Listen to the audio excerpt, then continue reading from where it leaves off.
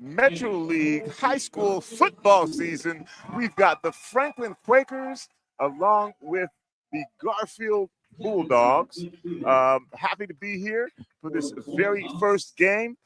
Joining us very shortly will be Rick Dupree with your play-by-play and John J. Easy Yasutaki on color commentary. The big guy, Edwin Bailey, top 50 of the Seahawks, will be here joining us for a few games later, but he had an important obligation. He couldn't make it today. We're excited to be here, though, for this very first game. They're actually beginning right now with the flip of the coin. I do want to take this opportunity to tell you a little bit about some stuff that we've got coming up before the game gets started. For one, if you are interested in being an intern for Rainier Avenue Radio, we are looking for all-star interns who can assist us in news gathering and production. You'll be working on our live football broadcast. You'll be runners. You'll be spotters, stats keepers, producers, assistant marketing and promotions, journalism, photography, video. Who knows? You may even have an opportunity to do some broadcasting. Go to Sam at Rainier Avenue Radio. sam.rainieravenueradio@gmail.com. That's sam.rainieravenueradio@gmail.com if you are interested in being an intern for our sports broadcast. Coming up also, September 15th through the 26th will be our community election connection. We'll be hosting debates. On September 15th, we'll be hosting the City Council Position 9 debate. On September 16th, we'll be hosting the City Council Position 2 debate. And on September 18th, we'll be hosting the Seattle mayoral debate. So a lot more to talk about in that regard. Mr. Bellis, I think we're going to go to the national anthem right now, and then we'll probably go directly to our broadcast. Wanted to see if we can get some updates from you, but we'll respect the anthem right now.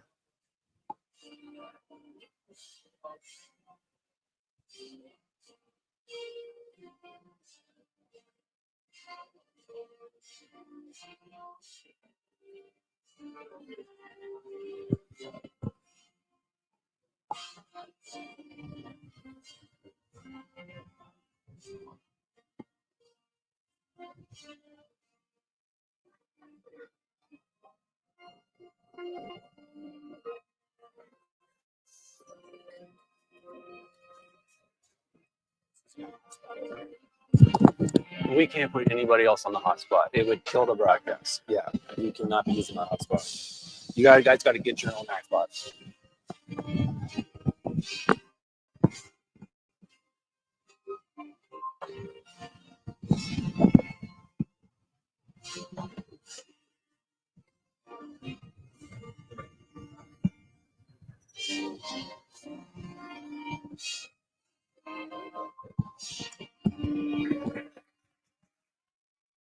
And there's the anthem. I tell you what, right now, we're going to go directly to Rick Dupree and John Yasutaki as we start our game day broadcast. Welcome, Rick. All right. Tony, thank you. Appreciate it. We are live here at the Nino Cantu Southwest Athletic Complex. And many of you may not know Memorial Stadium being I was going to say renovate, but they're tearing it down and rebuilding. It was originally built in 1947. And so a number of the games will be here at the Southwest Athletic Complex, as well as some of the other sites around the city as well. Well, historic Memorial Stadium is a dedication to the Seattle school students who lost their lives during World War II. Yeah. And family members come down there every once in a while to see the memorialization of their family members. And so, but I know one thing: I hope they build it with no stairs. Yeah, well, there'll be some stairs, but hopefully not as steep as the original ones. But yeah, I mean, John, you make a good point. And one of the things they had them again called Memorial Stadium, and you had the names of the students that had lost their lives in World War II, and a lot of that, over the years was fading, what have you. So a big effort not only to honor them, but also then to really totally renovate. I keep saying renovate, but totally rebuild the stadium and bring it into this century. You're making a good point, because originally they were going to sell that property to outside interests. One of them being Disney. changing the whole format. But this is a dedication and a memorialization of the lives of the young men who gave their lives during World War II. Yeah, absolutely. So again, we are here live at Nino Cantu Southwest Athletic Complex. The Franklin Quakers will be kicking off and trying to get a bit of the wind. So maybe we didn't expect the weather to be quite what it is so far. A light sprinkle. The wind is howling a little bit, and so the ball keeps getting knocked off the tee. So now one of the players holding it, and Franklin will kick it off, and we are underway here at the Southwest Athletic Complex. That'll go into the end zone, and so the Bulldogs will have it first and 10. And the sign behind us continues to knock us down. Well, preseason rating had Garfield at number 19, which is actually relatively high. For up and coming Metro League team. But anyways, we're going to see what develops based on this game today. So the Bulldogs have the ball first and 10 on their own 20.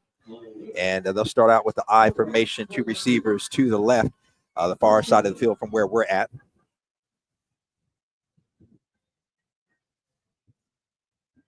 And a little delay in the referees. The official, one of the players getting his, looks like a jersey all set. Again, we welcome you here to our initial game here of the 2025 season, right here on Rainier Avenue Radio. And the handoff on the left side, and nowhere to go. Three Franklin Quaker defenders right there to meet the ball carrier. That was number 26, Ty Epting, and he went nowhere. Off tackle blast was a pancake. It was blown up. It was blown up. And a loss of one on that. So it'll be 2nd and 11 for the Bulldogs on their own 19-yard line. And again, we have a full slate of games this season coming up on Thursday. We'll tell you more about that. But O'Day, we have that game. It'll be right here on Rainier Avenue Radio as well. 2nd down, looking for the pass on the left side, and quarterback Michael Wayman nowhere to throw it. So tucked it and ran and got a couple of yards there. Looks like I'll give him about 5 yards. So out to the 24-yard line. It'll be 3rd and 6 from the 24-yard line for the Bulldogs here against the Franklin Quakers. So, John, you know, going back in the day, this is kind of a neighborhood rivalry here. Yeah, neighborhood rivalry, one of the oldest too. Considering. So, yeah, absolutely. On Thursday, 7 o'clock, you'll have O'Day and Rainier Beach. Right now, the handoff to the right side, and finding a little bit of room is Ty Epting, but he'll be short, I believe, of the first down. Real close to it, but it's going to be 4th and a yard to go. And let's see if Garfield looks like, I don't see a punting unit coming on, so Garfield may opt to go for this, feeling like this is a big gamble here at the beginning of the game, but they feel like they can get it. Well, you know, this is a relatively all new coaching staff. Different formations. I'm looking at them. We followed them last year. They ran more of a spread formation. Right. They had a quarterback that could run and throw. Yeah. This one looks a little bit more run-oriented, not full house, but at least running back. And there he goes. Yeah, and they got the first down. So Gabe Burns gets a couple of yards, and he gets the first down. So almost like a little, not really reverse, but a handoff to one of the running backs, and then handoff to Burns coming on the left side, and he picked up the first down. So out to about the 31, just shy of the 32-yard line. So it'll be 1st and 10 for the Bulldogs on this first drive here, and taking that gamble, and it pays off. Now, you know, because of the weather and the wind, I don't know. Passing this way is kind of, if you can keep the ball on the ground, do it. You know? And the short pass there, and that is out in the flats to Burns, but Burns nowhere to go. And it looks like we had Noah Castro along with Cord Frazier coming up to make the stop, I believe, for the Franklin Quakers. But if you're going to throw a pass, throw a short pass. This is not the kind of weather you want to throw anything deep, because it's going to be floating and it's going to be, you know, it's going to be caught in the wind. Yeah, no, that's a really good point. And so that was just kind of a little short pass in the flats there to Gabe Burns, who just kind of did a little flare out there. So it will be 2nd and 10, no gain on that play. 2nd and 10 for the Bulldogs. They've got 2 receivers here to the short side of the field now. Pistol set. And Oh, Yep, and Burns with the it's open. Oh, Boy. nice hit. and that hit. I was questioning whether that was kind of late, but the refs did call it. We felt that one open. Don't be Yeah, silly, we man. did. Oh, And it was good. It was hit high and in Yeah. the shoulders and not using the helmet. Right. So one of the things I like, John, is that you're seeing all levels from the NFL on down. A lot more attention paid to trying to, as much as you can. I mean, this is a contact sport. It's a violent game. Emphasizing less headshot. Absolutely. Yeah. Oh, direct handoff. So There it is. handoff. It's open. Epting's got some room and Oh, my across the 45 for a first down. So Ty Epting. Now, you know what I'm going to say, Rick. You're running the ball. You've done 6 plays, 5 of them were gains. Yeah. Why change? You're right, exactly. Why change? Don't throw. You're in a short punt or shotgun formation. Yep. But you're doing direct handoff. So we'll see what happens. Yeah. I mean, I think based on their game strategy. And again, we're talking about a team that was preseason rated 19, which is actually pretty good. No, it really is. Yeah. Brand new outfit, as they say. And John, I want to make sure I'm pronouncing. I said Ty Epting, but it's spelled Tae, so maybe Tay. Ty or Tay, yeah. Tay. So we'll go with that. Hopefully, we're getting it right. Tay Epting with a pickup there of about 12, 13 yards, I believe, and took it out to the 47-yard line. So the Bulldogs timeout on the field, but Bulldogs will have it 1st and 10 on their 47-yard line. So starting out with a nice drive here. And, as John said, with this weather, not really that wet. That's not a concern, but it's the wind, like you said. And putting the ball in the air in this kind of wind would make it difficult. And so they did have a couple of short passes or one short pass, and that was completed, but no gain. And you got a wet football. Yeah. And again, I mean, it's a light sprinkle now. I think it's maybe let up. So that in my mind, not as big a concern. But yeah, you're right. That wind, and if the ball is slightly wet, that could be a problem. So looking for the pass and nowhere to go. Michael Wayman, and he is sacked for about a 3-yard loss back to the 44-yard line. But they kind of fooled the blocking because they only showed 3 on the front. And they blitzed the linebacker on that one. It was a blitz. It was a dog. Yeah, they disguised it well and Yep. got to the quarterback there for the sack. 3-yard loss, so it'll be 2nd and 13 for the Bulldogs. Yeah. Bulldogs in a single back. 3-6, 3-5, whatever. And the handoff to Epting to the right side of flags are going to go down. Epting picked up a couple of yards, but a flag went down. So I'm not sure if somebody maybe grabbed the face mask. No, they're going to call hold on the Bulldogs. So that'll come back. And again, from the spot of the foul. So it looks like the hold occurred right there on about the 44-yard line. Yeah, the referees, no, he's backing up to the 46. You got somebody down. Yeah, Garfield player down. That's number 50. Phoenix Ritchie is down. So trainer coming out. And you wonder, John, if it's he was fine and then went down after the play. So I'm wondering if it's cramp. Yeah, that's what I'm thinking. Early in the season, and that is not uncommon. I don't know. What was worse when we played? When you got a cramp during warm weather, or when you got a cramp during cold weather? Well, it didn't matter. Huh? I never got one during cold weather. Hot weather, yeah, but cold weather, I never experienced that. The hot weather one was because you didn't have the. You weren't hydrated. Yeah. Yeah, like so absolutely. But no, I've had them both, and let me tell you, cold weather cramps are more painful than I can only imagine. So again, if you're just tuning in, I'm Rick Dupree. That's John Yasutake. Daniel Bellis.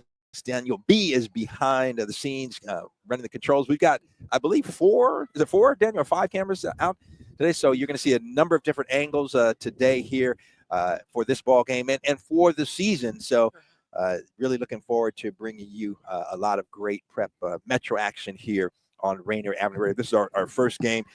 Stay tuned because, again, on Thursday, we will have O-Day and Rainier Beach right here at the Southwest Athletic Complex. That game at 7 p.m.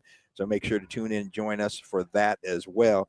And the full season, you can go on to RainierAvenueRadio.world and get more information as the season goes, of the games that we'll be covering and what have you. But yeah, John, it's just interesting. Yeah, and the player's back on his feet again. That is number 50, Phoenix Ritchie.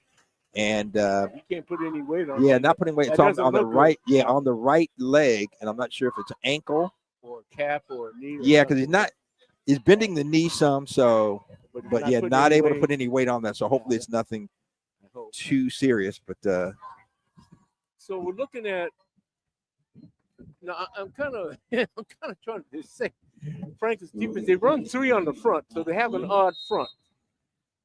But it looks like they've got 1 deep, and that means they've got 3 on the front. That means they've got 6, 7 on the on Kind of underneath and 1 yeah. deep. yeah, so kind of in the box there. Yeah, That's you've got it. the 3 linemen, you've got 3. basically 4. So running a 3-4 basically, That's but then it. you've got So Garfield, quarterback, is Michael Wayman, Wide looking to his open. left and nothing there. He's going to tuck it and run, and he's going to be stopped for.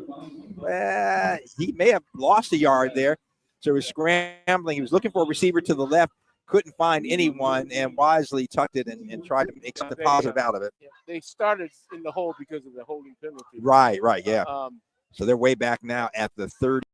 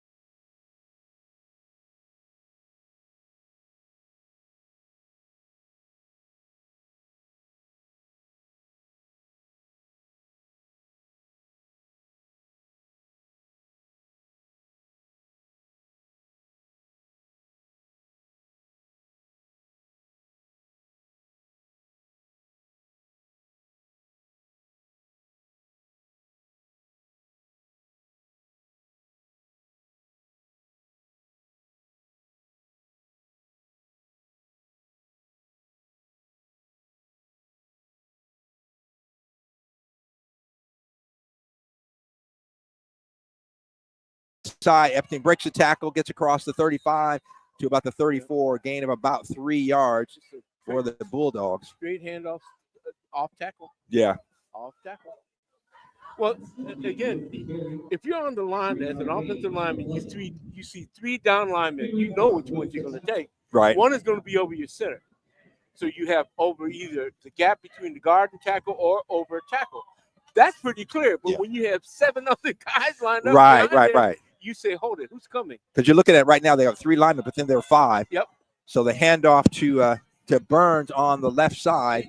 Gained a couple. And, maybe got a couple of yards down to about the 33, maybe the 32. We'll see where they mark it. But you see, that is very confusing to see that many guys, as we call them underneath, the linebackers, run support. Yeah. You don't know if they're coming. You don't know if they're sitting soft. Right. And coming back. Yeah, good point. You don't know. And you got to figure it. And but the spot was on the 34-yard line, John. I saw. I saw. Yeah, I thought the runner went down a little bit further. But further up. I thought he gained more yardage. Yeah, so it'd be a 3rd and 7 to go for the Bulldogs. Hand off to Epting to the right side. He's to the 30 down and pickup of about 4 or 5 yards down to about the 20. They're marking it the 29. So it'll be 4th and about 2 to go. Yep, pretty good. So again, because you only have 3 down linemen, once you take one down on that side and they ran the off tackle, he's gone. You have have those linebackers on the second level, so you've got some yardage to get in there, unless they're burning rubber like heck to get the line of scrimmage. You got a gap up in there. And you know what? You get 3-4 yards at play. You got first down and 3. So exactly. Something Bulldogs are doing. So lining up 4th and 2. And handoff. Oh no, nowhere to go. Epting. They brought everybody in. The Franklin defense, great play. They brought everybody in on that right side, their left, and Epting got the handoff, and he was hit almost immediately. Nowhere to go. So that'll be a turnover on downs. The Quakers will take over on their own 33-yard line. It'll be 1st and 10. Quakers now with the 3:40. That drive for the Bulldogs took almost 10 minutes off, about a little over 8 minutes, almost 9 minutes off the clock. So 3 minutes 40 seconds left to play here in the first quarter. No score, and the Quakers will have the ball for the first time. And we had several stops because of penalties. So they were moving the ball, but however, so the Quakers, 2 receivers now, 3 on the right in motion. Handoff to number 0. Oh, no. Oh. And he's got some room across the midfield to the 40, to the 35. And, a big pickup there of. Got a big block at about the 50-yard line that sprung him. Pick up a 30-plus yards. And I'm not sure. I don't have a number 0 on my roster. I don't know. So we'll check that. I don't know if that is Kiddis Asmare. They've got one player on the roster here with no number. Yeah. I'm not sure it was number 0. We'll get that. So the pickup knocked out of bounds. Now they're marking the ball at the 37-yard line. So big gain for the Quakers on that first play. Got a big block about the midfield line. Garfield's playing a basic base 4. Okay, handoff inside. And on the left side, and that is number 11, Josiah Eccles. And Eccles running hard, picks up. Looks like about 8 yards, maybe. It's 8 yards. It was spotted at the 29-yard line, so it'll be 2nd and 2 for the Quakers. It's a good run. John, we're going to have to go into the press box there, see if they can, because the quarterback is number 4, but we don't have a number 4 on the roster either for the Bulldogs. So for the Quakers, rather, for the Quakers. So we'll see if we can get that rectified here shortly. And it looks like Garfield's playing just a base 4.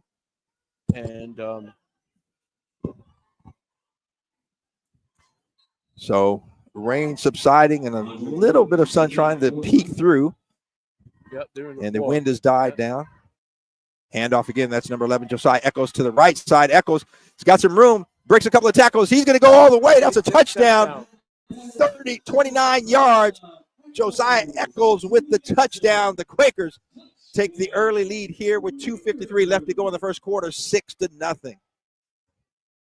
We saw some missed tackles on that run. Yeah, really did. Yeah. Some hard running, though, by Eccles. Broke a couple of tackles and then bounced it out. And There was nobody there between him and the end zone. He took it all the way in, 29 yards for the touchdown.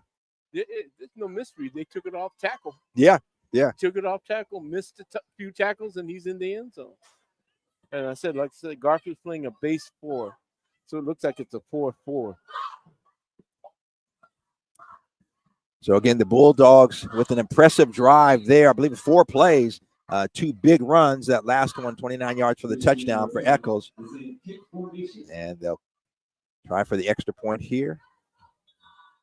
And you got penalty. It looks like we've got some movement there, or the delay game. We'll see. You only have so many seconds to get the kickoff, I think. Yeah, I know. That's a little bit. Yeah, let's see what they're waiting on the official. They move. All their running plays were positive all the way up the field. No loss of yardage. Yeah, that was a 71-yard drive. They started, I believe, on the 29-yard line. Yep. And so the holder, he is on the 10-yard line. So the snap, the kick is up, and it is good. So with 2:53 left to go here in quarter number 1, the Franklin Quakers' impressive drive.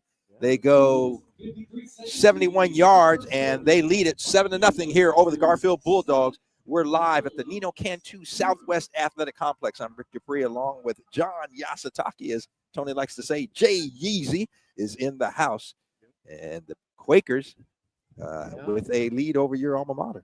Yeah, my alma mater. But it's early. It is early. So the wind had kind of died down a little bit. Still kicking, though. We can hear it. And we'll see if this weather will settle down just a little bit. Not bad, but again, the wind can certainly have an impact on it. And you played, the wind would always be the factor. It's not the weather. Right. While you played in snow and rain and mud and all that, it's the wind. Yeah, and again, primarily, as you mentioned earlier, it's going to affect the passing game. Also, John, I want to remind people that if you're looking for a day of connection for resources and support, guess what? You can go to the Seattle Municipal Court and more than 40 providers, and they're inviting people to come down to join their community resource day, calling People Helping People. That's on this coming Friday, September 12th, from 10 until 3 at the Rainier Community Center. Great. No harm, no foul. Come on right. down. Yeah, at Rainier, and a lot of resources there. So the kick is fielded by the Bulldogs at the just inside the 5-yard line, and the return out Naza Soliman.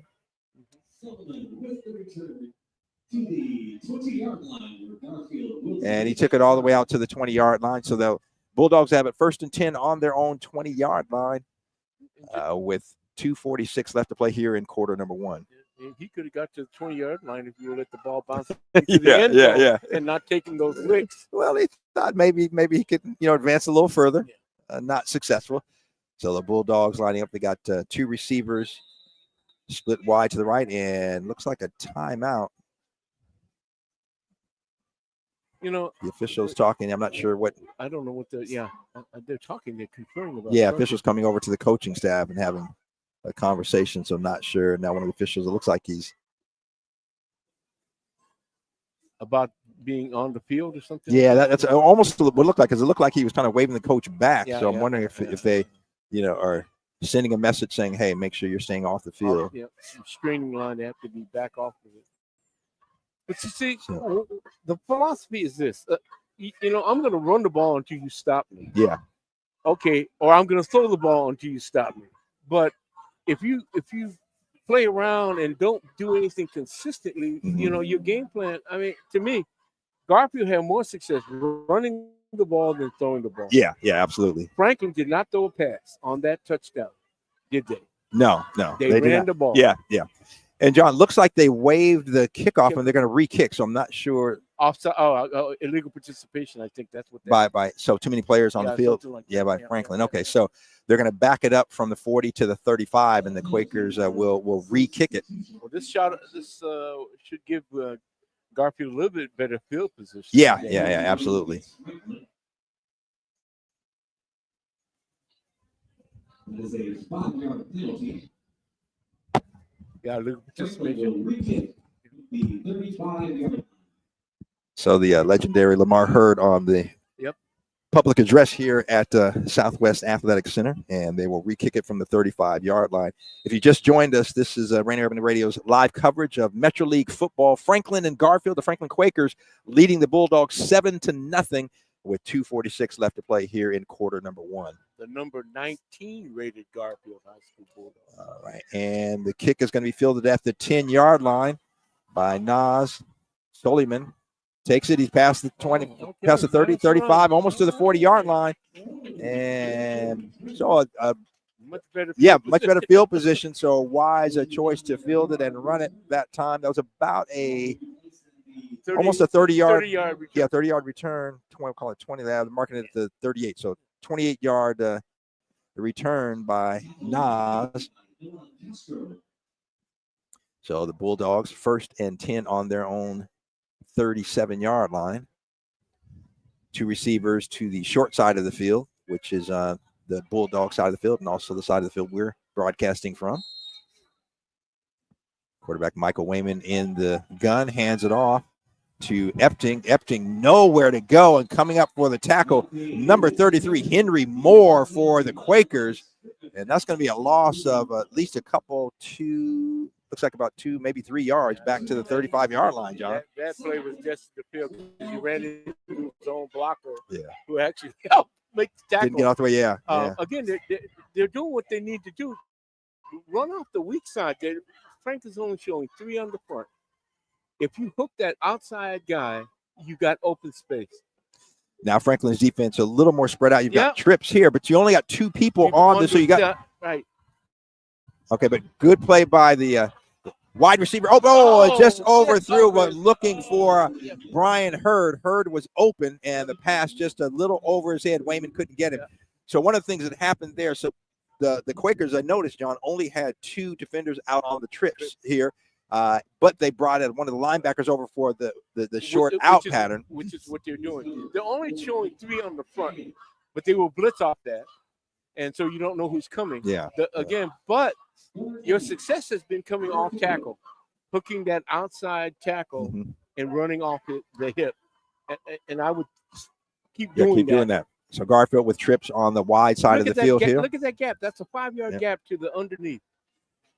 So Wayman's got a receiver wide open, and the pass, and good defensive play coming up. That was number 0. Oh, but unsportsmanlike conduct.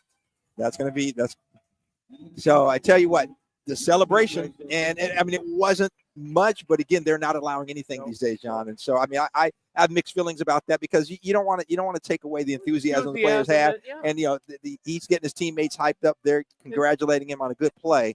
And these are kids. Yeah. They're not adults. Yeah, exactly. I mean, it wasn't anything that was, wasn't taunting the opponent or anything like that, but it's going to likely result in a first down, which that was 3rd down. It was 3rd and 12 to go, and it would have the incomplete would have resulted in Garfield punting it away.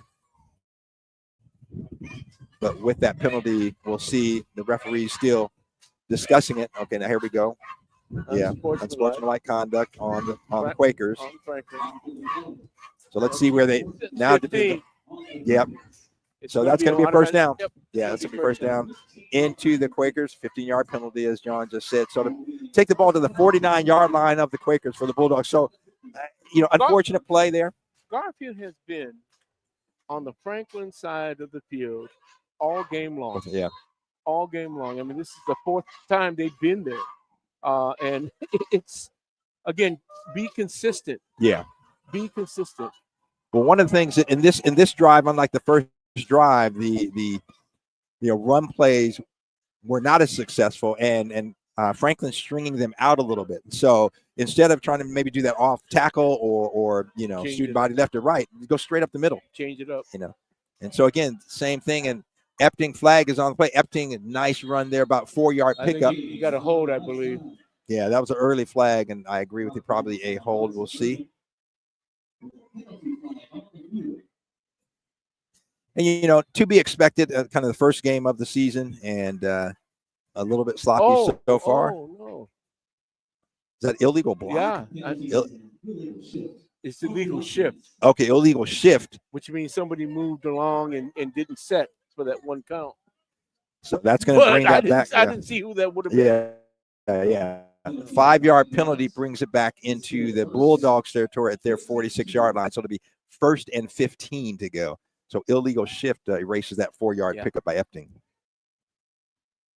See, those are unforced errors that coaches talk about that drive you crazy. So quick out to the receiver there, Nas, and he was not able to pull it in. Whoa, had that been one step farther back, that would have been a lateral.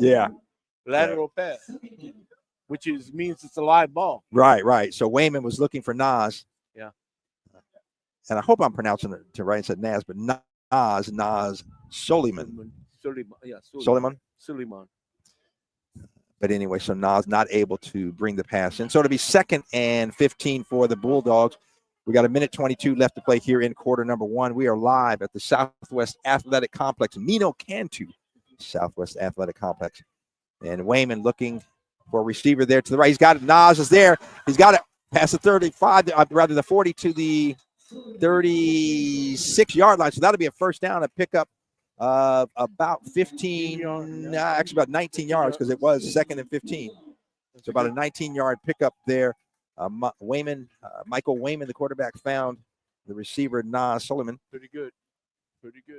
So again, John, that's what I was saying is that as an offensive-minded guy, with you have only 3 linemen, and then you hodgepodge of, we'll call it 5 linebackers there, but you got kind of a soft area there. I like kind of getting in that area between the hash and the sideline, and that's what Garfield did on that play. So the handoff to the left side, Epting's got some room. He'll take it up. And he broke a tackle across the 25, the 20, the 15, and carrying 3 Quakers down to the inside the 10-yard line. Oh, my. Looked like he was stopped. Tay Epting, and Epting, a big gain there for the Bulldogs.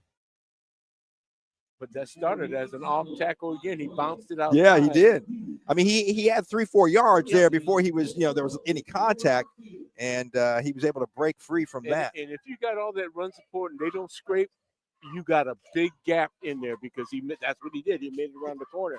So when you say scrape, now explain that for anybody that doesn't understand what that is. Linebackers are taught to scrape along the line of scrimmage, run parallel to the line of scrimmage to meet the runner as close to the line of scrimmage as possible. That's called scraping. So 1st and goal at the 8-yard line, and Epting, tackled, and that is number 9, who I don't have on the roster either. Horse collar, no. Good tackle. Yeah. So high tackle, they did not throw the flag. And again, when you talk about the safety of the players, that's something that we have seen more calls on, John, as well. And in some cases, but most cases, it rightfully so. Yeah. Rightfully so. So that was a loss back to the 10-yard line. He's open in the middle. He's got a receiver in the middle, and there's some contact there. They're going to call pass interference. So Wayman was looking for his receiver there. Trying to look at the number there. I believe that was number 6, Brian Hurd. He was open. He was open. He had a Franklin Quaker on his back, and so they call that. That'll be a penalty. And so that'll be making a 1st and goal right there on probably the 1-yard line, I think. And it would have been a classic, what I think we'd call a short post. Yeah. Because he came right off that flag and came into the middle, short post on a slant. And he was open. He was. So it's going to be half the distance to the goal. So it'll be on the 5-yard line. So 1st down now, 1st and goal for the Bulldogs on the Quaker 5-yard line with 3 seconds left to play here in quarter number 1. And let's see if they start the clock, or I think with the penalty, it'll start on the snap. So one more play here in quarter number 1. So Bulldogs receiver split wide to the left side. Handoff to Epting coming on the right side. He's across the 5 and into the end zone. Touchdown, Garfield. That's a hard running there. So the Bulldogs, as time runs out here in the first quarter, they get into the end zone and make it a 1-point ball game, 7-6. Quakers lead it. The Bulldogs will have the extra point try here in just a moment. It was not 1st down. They only gave him half the distance and kept the down marker at 2nd down. Oh, did they? I didn't notice that. Yeah. I thought typically on a penalty in the end zone, it resets. Yeah, it should have been automatic 1st. Yeah. Well, moot point. They got in the end zone, so it doesn't matter. Huh? So Bulldogs will go for the extra point. The snap, the kick, it's up, and it hits the right upright and does not go through. So with that, the end of quarter number 1 here.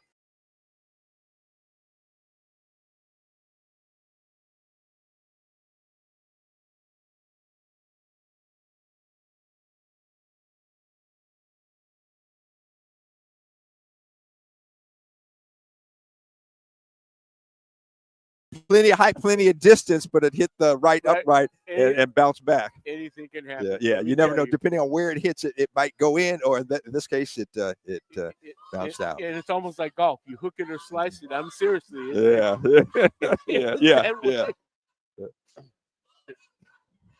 But that's okay. We're going to take a moment, go over to Daniel B with some scores and updates. Some things happened last night. Daniel. Yeah, it's been a real busy weekend, you guys, including number 1 going down in 3A. O'Day losing to Graham Kapowskin in a barn burner, 40-38, yesterday. O'Day not being able to start off this season with that win. The defending champions going down in first game of the season versus one of 4A's one of top teams for sure. We're getting cords being messed with right now here. All right. Also Bellevue kicking off the season with a nice convincing win over Bethel, 35-21. Eastside Catholic went out to Utah and blasted one of their teams, also named East, 51-0 right there. So Eastside Catholic definitely starting off the season on a big tip. As well as number 4, you got Lincoln losing in that first one to Franklin Pierce, 38-29. Number 5, Kennewick with a nice opening win, 35-7. And Enumclaw, nice win over Decatur, 30-14. Number 7, Mount Tahoma blasting one of the best teams in the state, Yelm, 42-0 for their opening game. And looks like we're starting the second quarter now. And so thank you for that update, Daniel.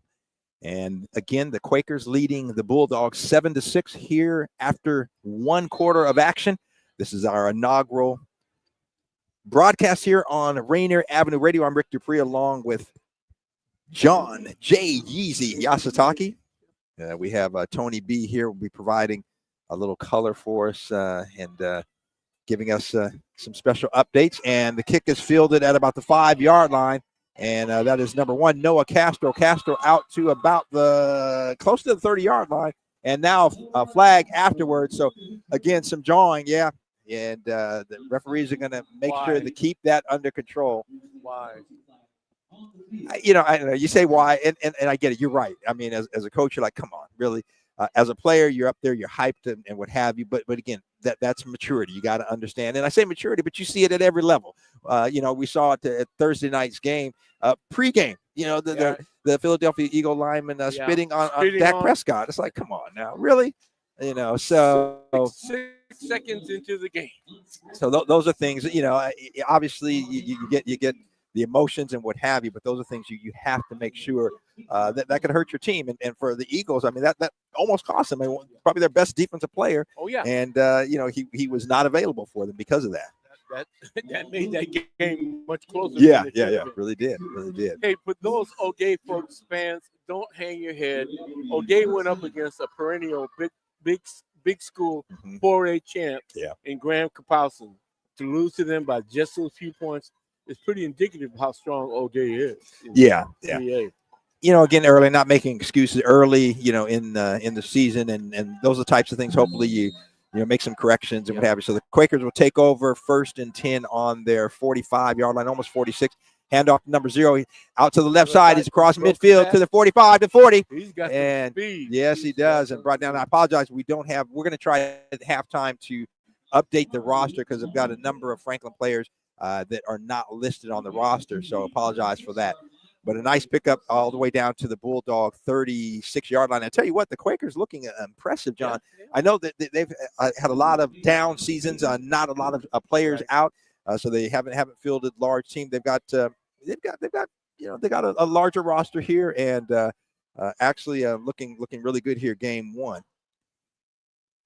So quick out, and that is a Cord Frazier, and Frazier and they fell got it down. and slipped.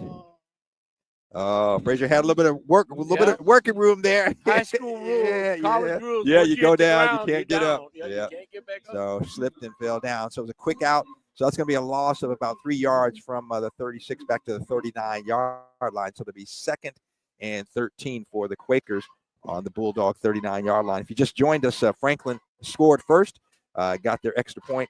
Garfield then scored at the end of the first quarter, missed their extra point. So that is the difference. Franklin leading Garfield 7-6. So the Bulldog, or rather the Quakers, rather on the right hash. They've got 2 receivers split out to the wide side. Oh. And some movement there. That's going to be offside, I believe. I didn't see any movement on the offensive side. It looks like it's going to be offside. So let's see what the officials tell us. Looks like it's going to be a. Yep, that'd be against the defense. So that 3-yard loss, they're going to get it back and 2 more yards. So it'll be 2nd and 8 at the Garfield Bulldog 34-yard line for the Quakers. Yeah, Garfield is still staying in that 4-4-3.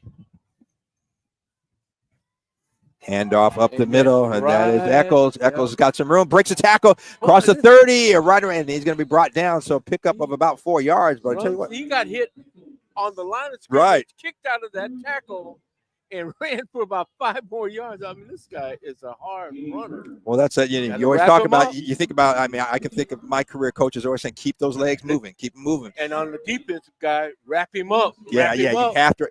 And that's the thing, John. You see it at every level. Guys come up trying to make a big hit, and for me, being and for me being a small guy, I would just spin off of that. I'm like, okay, come up and try to do that. That's exactly it. And so quarterback Noah Castro keeper, and he's going to be close to a first down, brought down I think close. he'll be on it. Yeah, let's see. If they measure it out, it'll be a first. He's real close to the 26-yard, and one official is saying that is a first down. So I believe they're going to. Let's see. Yep, they're moving the sticks, so that'll be a first down. So Noah Castro scrambled to his right and got that first down. So it'll be 1st and 10 for the Quakers on the Bulldogs' 26-yard line. Excuse me, man. Frank is showing some speed. They are. They really are. They Yeah. got some pretty quick runners there. Well, I mean, you go back in the day, and that was always the case. You look at Garfield, Franklin, Rainier Beach. Speed, quickness. Hand off right off the left, off the right side, I should say. Oh my God! And John, you've been saying that. And Eccles, off tackle slant. Nice pickup of close to 10 yards. And so, I'm seeing some surge from that Quaker offensive line and giving him, what they're some doing room is they're hooking that tackle and kicking that defensive end out. There's a seam, and creating that hole right there. Yeah, is right there. Yeah, and that back is reading it very well. Yeah, when I was playing, that would be the 4 hole. The 2 hole was wide. The 4 hole right there between that tackle and the end. Yeah. Even numbers on the right side, out on the left. Okay, there is a delay. So the quick pass out to the big tight end, number 33, Henry Moore. Pretty close, but not. And no gain. 2nd and 1. Yeah. No gain. So it's kind of quick pass. It was like almost like a quick screen, but nowhere to go. The Bulldogs read it beautifully and stopped. It's kind of dangerous because the defender looked like could have he was stepped moving in. on the ball. Yeah. It looked like he was going to get between the receiver and the quarterback and get an interception. Yeah, definitely could have. All right, so it'll be 3rd and maybe even a loss of a yard there. About a half a yard. Yeah. Like So it looks like it's about a 3rd and call it 2 yards. yards. Oh, no, we got I think you got movement on Franklin. Illegal procedure. Yep, you called it. Moving all that offensive end. So, John, going from a 2nd, I should say, a 2nd and 1 to now a 3rd and about 7. It's called going backwards. Yeah. Again, in the field of play, you make mistakes. Most coaches will accept it. But when you do things like unsportsmanlike conduct and late hits and stuff like that, that's unacceptable. And you coach, and you said that, hey, that's not part of the game. So hand off to number 10 off the left side. He's got some room. Running. And again, I say number 10 because unfortunately not listed on the roster. Like I said, once again, we'll do our best to get the roster updated at halftime. So pickup of about 5 or 6 yards down to the 18-yard line. So it'll be 4th and about 1.5 yards to go, and the Quakers are going to go for it. Got all that penalty yardage back, but man, they're quick. Yeah. He hit that outside. It really did. Yeah. 2 yards to go. So a pre-snap whistle, and let's see what the call is. It's Timeout. 4th and a yard and a half. Are they looking for a remeasurement? No, Ball placement? Or something. yeah, it could be. The officials didn't say anything to anyone, and all the players stayed there on the line of scrimmage, so they will now Okay. restart the clock. And It's on. Yep, there it is. quarterback looked like maybe a busted play. He was going to hand off to yeah. it looked like Castro was going to hand off to Eccles and not sure, and then Eccles didn't. Yeah. right, and Castro looking for a place to go, nowhere to go. Now a flag after the end of the play, and Castro not happy, and understandably so, but it looked like he was complaining to his teammates. So I'm not sure what the flag is. Let's see. Officials huddling there at the 25-yard line. So we'll wait for their call to see what the flag is about. Yeah, it looked like it was a missed handoff. Yeah, it really looked like, I'm not sure if he stepped the wrong way. right, or yeah, right way. yeah. So Eccles and Castro not on the same page there. It looked like it was going to possibly go to Eccles, and then Castro, the quarterback, kept it, and Garfield, the defense, was there stopping him. When you teach quarterback play, you look at the quarterback and look like a face of a clock. 12 o'clock, 1 o'clock, 2 o'clock, 6 o'clock. That's where he turns. But quarterback takes a snap, he turns to his right, that's 3 o'clock. He takes a snap, goes to his left, that's 12 o'clock or 11 o'clock. If you follow what I'm saying, right. The face of a clock. He made it looks like the back. Either way, the quarterback took the wrong one of step, them, exactly. or the back went the wrong way. Yeah. So the officials still at the 25-yard line, conferring. We're not sure what the call is. Now they break the huddle. Let's see what the call is. This kind of makes the game go a little slow, though. Yeah. 7:32 left to go here in the first half. Franklin leading Garfield 7-6. And now the officials come back and huddle again. Actually, this is a pretty good crowd for the first game of the year. It really is. Yeah, I was surprised. I wasn't sure what we're going to see as I was driving up. Got here obviously early, and there were only a few people in the stands, but it is filled out. But nice. This is Garfield Franklin. Yeah. Garfield Franklin. All right, now the officials huddle, break the huddle again. So personal foul on the Bulldogs. What? So he's pushing. That's what he pointed. Yeah, he pointed the wrong way. So if that is a personal foul on the Bulldogs, and presumably after the play, then that's going to be a dead ball first down. 15 yards back. Well, that you know what? If it was after the play, it should be Garfield's ball. So let's see what this. Because if it's a dead ball after the play, they didn't get the first down. Because the ball got changed hands. Yeah. The line So of the then, game wasn't made. Line of game means that first down line was not made by Franklin. So it is. So it should be the Bulldogs' ball, but they're going to be penalized backed up. Yards. Backed up to looks like about the 10-yard line. Well, on the ball was outside of 20, so it's not half the distance. Yeah, it is half. I thought it would be half the distance. Yeah. So it is a turnover on downs. Garfield stopped Franklin, but then after the play, there was a personal foul dead ball foul on the Bulldogs, and so 15-yard penalty. So they will have it 1st and 10 on their own 10-yard line. If I had hair, my hair would be gone. right. Like you said, those little silly mistakes. I mean, you can accept mistakes that happen, but yeah. So handoff Bulldogs on the right side, Epting, and now nowhere to go. But you got to make a decision when you're running. You're on the hip of your blocker. You got to make a decision. Push him into the inside, go to the outside. Yeah. Push him to the outside, go to the inside. That's what backs are taught. Follow that blocker, but let him know where you're going. Right. So he'll know which way to take the defender. That ball could have been gone inside because they were over pursuing. At least that's what it looked to me. Because they only got 3 on the front. That's it. Once you break that crust. Yeah, you're in that second level there. So about 1.5 yard gain. So now Wayman looking the quarterback for a receiver, and he's got it for a first down out to about the 22-yard line. And that was out there on coverage. Porter Road. Yeah. Porter Road. That was a 14-yard gain? Something like that? Yeah. Out to the 23-yard line. So, first down for the Bulldogs. But he was absolutely wide open. Yeah, he was. He fell on the ground. Yeah, kind of right there in the seam on the hash, on the right hash. So, handoff to the left side, and Epting. Oh, nice run. So Epting's going to pick up about 3-4 yards. Epting looks like more of a power runner, not a lot of speed or quickness there, but he runs a little too high yeah. up, though. Too straight up, I think. Compared to the Franklin kids, they run low to the ground, which is hard to tackle. You know. So pickup of about 4 yards. Ball's out to about the 27-yard line, so it'll be 2nd and 6 for the Bulldogs. We're a little late on the marker because the guy with the down marker is kind of slow. yeah. We're counting it out ourselves here. So 2nd and 6 for the Bulldogs. If you just joined us, 5:50 to go here in quarter number 2. And a little reverse, double reverse, and that is Gabe Burns. And Burns has got some room up the middle. Pickup of about close to 15 yards.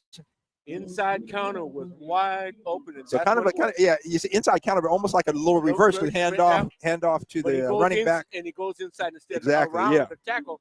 And again, you only got 3 down linemen. Once you break through there, everyone else, it's Katie bar the door. Yeah, and Bulldogs starting to exploit that and see where they can get that. Blitzing. So handoff to the left side, Epting. You see how he's using that? Yeah, Epting, tough runner, but he's not going to get no gain there. Right. Got a couple of Quakers there, number 9, number 0, both not on the roster. Now, as an offensive lineman that's leading the back, you got to make a decision too. You got to make up either take the guy inside or take the guy outside, but you can't let that guy get by you, cross your face, because he's the one that made the tackle. You should have been on him. Yeah, and I think as a running back, you've got to be able to read it, and you got to make a decision as well, regardless. But like you said, kind of bump your lineman, let him know I'm coming on your outside or your inside. So actually gain of 1 on the play. Ball's on the 41-yard line. Well, they loaded up on that left side. So Epting on the right side now. Cuts it, makes a nice cut. He's crossed the 45, brought down about the 46. So gain of about 5 yards there for the ball carrier, Tay Epting. Man, they broke formation. They overloaded that left side. It looked like they had 3 on that left side. I hadn't seen that before. Let's see if they do that again. No, they didn't. They came back. So they only go 2 left, 2 on the left. Bulldogs, 2 receivers wide, and the snap. Wayman could not handle the snap and went up in the air. Fortunately, came down on one of the linemen, down on it. But that's going to be a big loss back to the original line of scrimmage, right there at the 40-yard line. So it'll be 4th and 10, and in comes the punter for the Bulldogs, number 45, Arden Liffman. And it doesn't look like there's any wind blowing down there based on what I see on the trees. Right, but we feel it up here. It's blowing up. The hawk is right. Well, we got some wind. It ain't the hawk though. It ain't that cold out here. But, okay, pre-snap flag. So not sure. Again. Yeah, what's going on here? Let's see what the call is. Somebody's talking to somebody, I bet. We'll see. Oh man, the wind is. Watch it. Yeah, the wind is up here. I just put my hood on. Keep the offside. The head a little warm here. So they're gonna call it on the Bulldogs. It looks like I see the official pointing that way. Okay, they must have lined up. Well, hold it now. There's a pre-snap whistle, so not sure. They have not indicated, but it's going against the Bulldogs either way, and it's going to be 5 yards. So, well, it looked like it was an offside signal. That's what they're calling, I believe. But I mean, but they're not set. They weren't set. I mean, okay. Well, that's a first for me. Garfield is punting. Good snap. Right, and the punt. Oh, pretty good. And high punt. Going to be fielded at. And he fumbled. And he got it back. So that was Noah Castro, I believe. The ball went through his hands, but he was able to get it. And he gained about 4 yards. Yeah. So was not able to field the punt. Went right through the bread basket, if you will, but on the turf. But he got it, and the Quakers will take over on the 47-yard line, it looks like. So 3:20 left to play here in the first half. Franklin leading Garfield by a score of 7-6. And make sure to tune in Thursday night, 7 o'clock, 6:30 pregame, right here on Rainier Avenue Radio. We'll be back here at the Nino Cantu Southwest Athletic Complex for the O'Day Fighting Irish, defending state champs that lost their opener last night, taking on the Rainier Beach Vikings right here on Rainier Avenue Radio. Well, Quakers. the weather has helped. No rain. Yep. The sun is out. And the handoff, number 0, takes it about 3 3 or 4 yards, but I yep. see a flag in the backfield, so maybe coming back, maybe a hold. I think we got a hold coming up. We got a hold coming up. Remember? Yep, it'll come back. We were taught that you can do this, right? Keep it within your Right, elbow yeah, to your yeah, body. yeah. But the guy from USC said, but don't do this. Don't do this. Yeah, you can't grab. You can push. You can't push. So you Yeah. can't put your hands on. As long as you're not grabbing, Exactly. you can push the hands and But or every put the hands time on and push. Every time I see them, they're grabbing. Yeah, Guys grabbing the offensive lineman grabbing the other guy's jersey. Yeah, It's obvious. Yeah, it's obvious. Good point. I tell you, it's funny. You remember the legendary coach Al Roberts, who now is at the O'Day, was my running back coach at UW, and I'll never forget one time in practice, Scott Garnett, who went on to play for big Scott Garnett. And at the time, we played Scott was I think had the highest bench press 500 plus on the team. Did. Yep. And I'll never forget. Hold on, Franklin looking back, quarterback. Running him down. Oh, he got number 4. No gain. And no gain on the play. Anyway, so we're running kind of the sprint draw. And and Scott, so I get basically sprint draw. You fake the handoff to the tailback, and the quarterback's going back. And I can't remember if it was Pallure or Scott. Probably Pallure. Steve Pallure or Tim Cowan. But anyway, Scott Garnett. It's one of our scrimmages. And Scott Garnett bust through the line. So whoever was supposed to block him didn't block him. John, literally, I just got in the way. I can't say I blocked him, but the fact that my body was in between him and the quarterback, the quarterback got the ball off, and Al came up to me, great block, you know. Man, I didn't block him. I just got run over. But anyway. Trying to get out of his way. Right. So the run on the left side here, and that is Josiah Echols, and Echols a big gain across midfield to about the 46-yard line. 20-yard gain. So Echols a nice gain there. Echols showing a lot of quickness, a lot of speed. Yep. Yeah, they're going to spot it at the 46-yard line, so that'll make it 3rd and 3 to go. Quakers need to get to the Bulldogs 43 for a first down. It kind of reminds me of a story about the great Jimmy Brown. They were on St. Louis Cardinals, and Tom Landry was on the defensive team playing the Cardinals. And he said, I'll mention it. We'll get to that, yeah. So out of the gun, the handoff to number 0 to the left side. He's across the 45 to the 40. That's going to be a first down and then some for the Quakers, but a flag back, John. I see it at the 47. Block. He got blocked in the back. Okay, so that's. But anyways, the teammates of the great Larry, I forgot his name, Larry. He said, that's a great tackle. And Jim Brown, he said, tackle? I was trying to get out of his way. I was trying to get out of his way, and he ran me over. Hey. Well, my dad would tell me stories about Jim Brown. He said it didn't matter. They knew where he was coming. He would say, yeah, I'm coming over to that side. And they still couldn't stop him. They could not stop him. Yeah.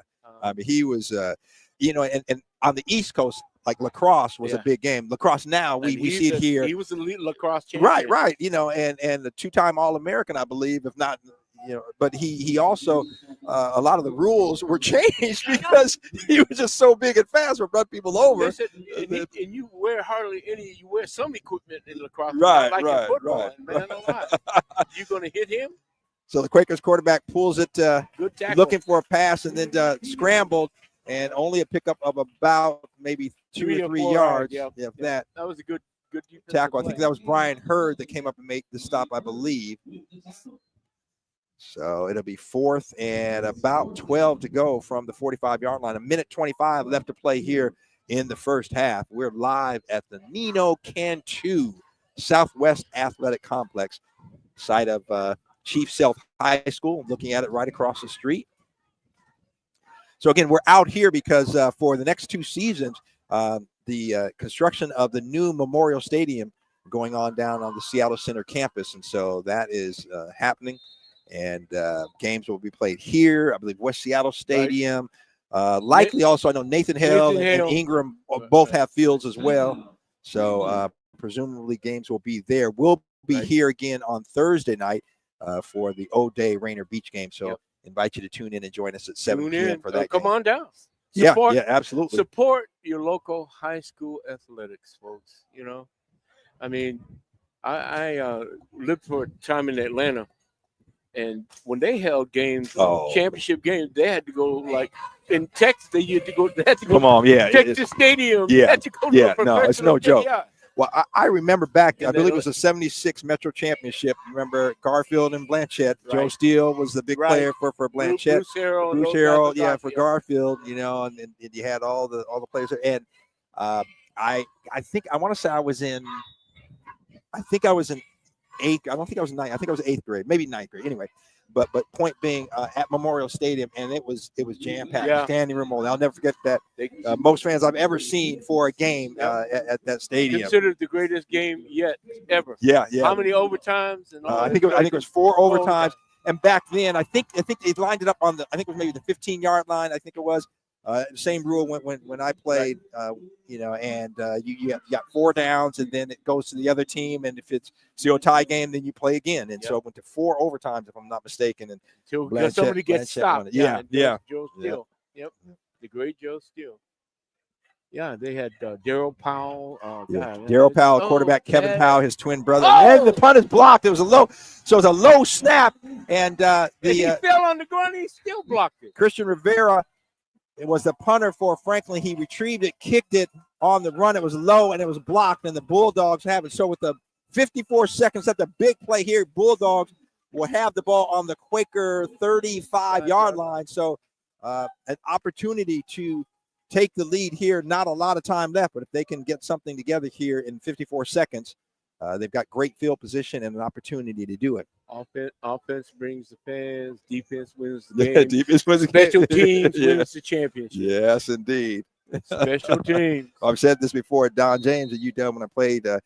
One thing Don led this every Monday. They would, at that time it was filmed. They would splice all the film to all the kicking plays. Special teams. And Don would run that, and he would go over it and he would critique every single play.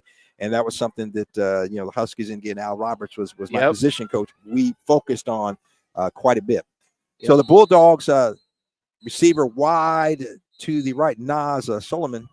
Yep. And I think we got a Franklin timeout, it looks like, I believe. Yeah. Think about it. When you think about games that are tight, everything's even. The kicking game, look at the Buffalo Bills. How many championships they lost because of a missed field goal or a block kick in a certain game? I mean, you think about it.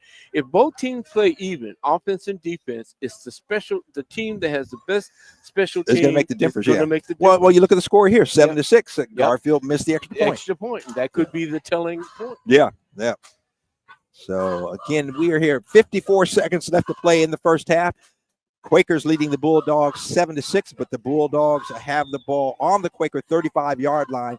And again, trying to punch it in with 54 seconds left to go here in the first half. Oh, and we're talking about rules about headshots and stuff like that. Now you cannot overload on the center on long snaps and punts for punts or kicks, extra points and stuff. So again, some of those rule changes. Used to blast. Yeah. Well, I mean, send them into the back of the stadium. I mean, a vulnerable position there. It's like, come on, you used to punish it. Can't do that. Yeah. All right. So Wayman looking deep for a receiver. He's got it. Nas got it. And Moose touchdown. Oh, 35 yards. Michael Wayman to Nas Solomon. And Nas was there, caught the ball, and then made a move. And I see some flags. There's a flag there, and the officials conferring. So if this play stands up, Garfield one play, 35 yards. And John, I talked about that earlier, getting a receiver one-on-one, and did just that. You got him. But all right, let's see what the call is here. Well, I can't imagine it would be anything that would nullify the touchdown. Yeah, the flag was thrown after he scored the right. touchdown, So which means it's a dead ball. Right. Exactly. So just like the play earlier, when that fourth down play, they didn't get the first down, then the penalty took Garfield's offense back. Dead ball. But the exchange. So the touchdown is good. Well, has to be. Yeah. And unsportsmanlike. Unsportsmanlike on Garfield after. On the kickoff. Yep. Yeah, because they don't do that on the extra points No, here. they don't. Yeah, so that'll be assessed on the kickoff. So the Bulldogs, the touchdown counts, and they now lead it 12-7, 44 seconds left. They'll kick the extra point here in just a moment. Yep. Actually, that was a long pass when you throw down to the corner from where he was and it was across the field. Man, that's a long and the pass. ball was up in the air a long It time. was- So I was gonna say the same thing. So one of Like the a things I duck. would teach, one of the things I teach my DBs, you have to, number one, you're watching the receiver, number one, and you watch when the receiver's head goes back, but you also kind of have to have an eye on the ball. And early on, at the snap, you have an eye in the backfield, Right. but you've got, they did assess the penalty on the extra point. So it's going to go back, Sean. Oh my goodness. It's going back. The ball is going to be on the 15-yard line. So 10-yard penalty. Yeah, 15-yard penalty.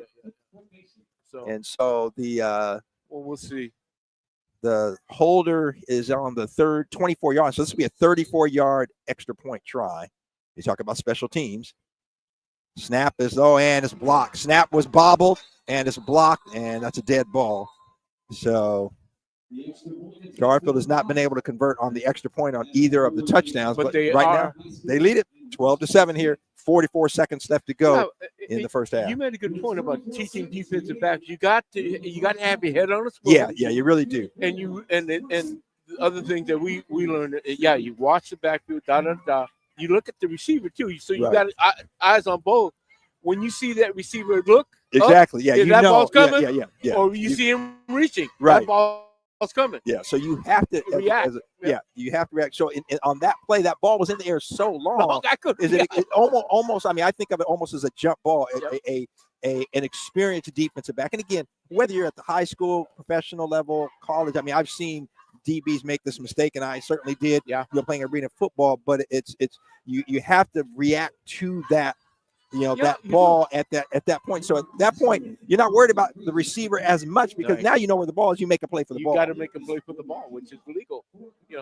That ball is for anybody. Right. There may be some contact, but as long as you're not, blatantly knocking the receiver out of the way. I mean, you're going up for the ball as well. Gary Pinkel was the receiver coach at UW. So say high man wins. And that's what he taught. He taught the receivers. You got to go up. You got to get up high and get the ball.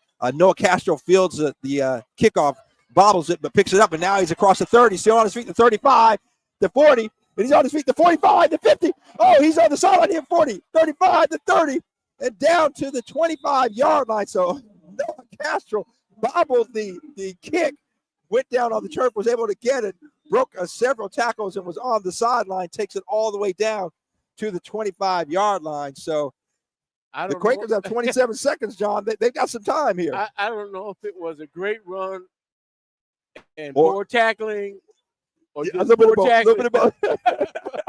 A good run, but poor tackling. But they had him pinned to the sideline, which is what you want. You don't want him to cut back in the middle. And so, but, hey, these are young people. We say young people, but again, we see this at every level, these mistakes. Out of position. Yeah, yep. Stay in your lane, literally. Right. Al was on that too. So the pass out to looking for a receiver was Henry Moore. No, that was under.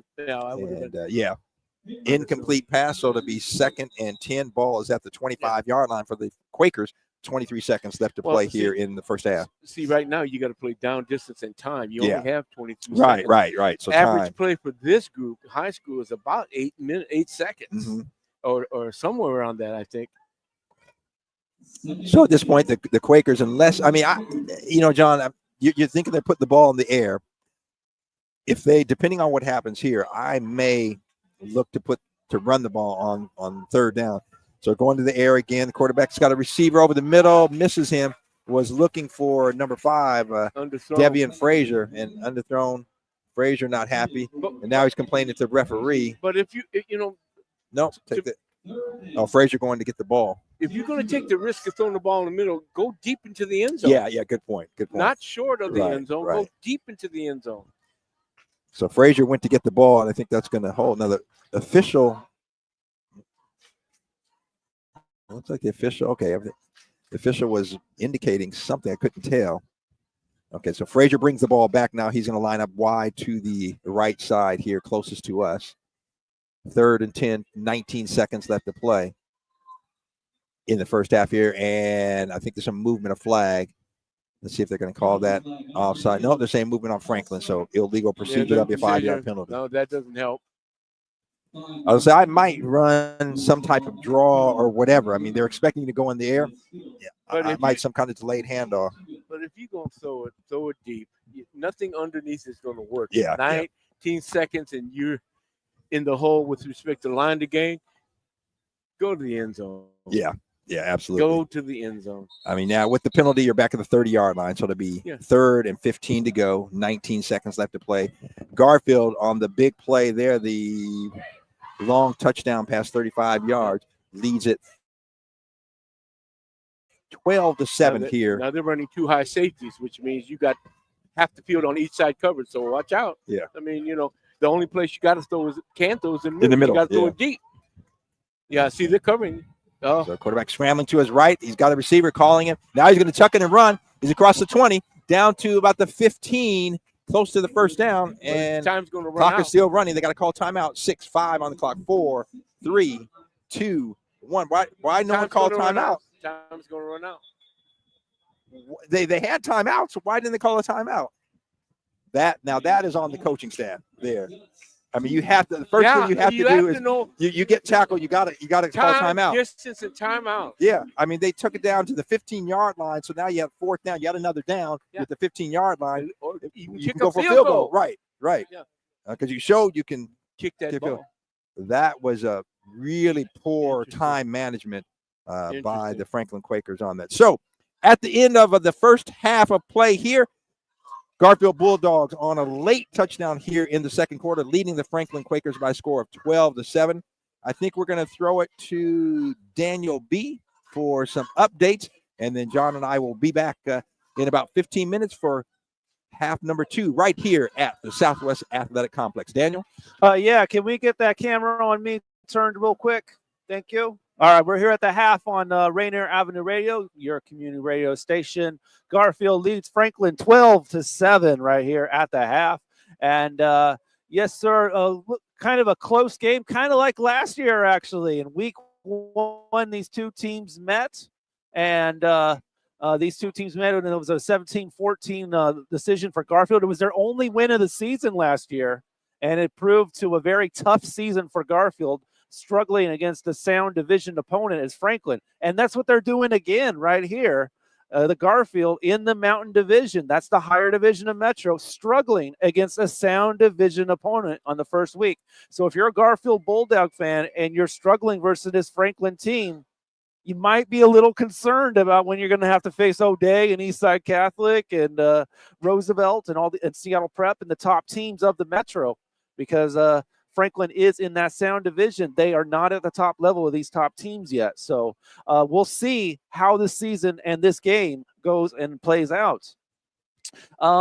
We got some updates for you here on some scores. But before that, we want to let you know that we got an interview for you right now.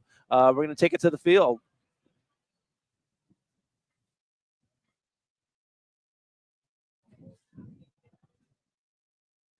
They need to unmute themselves.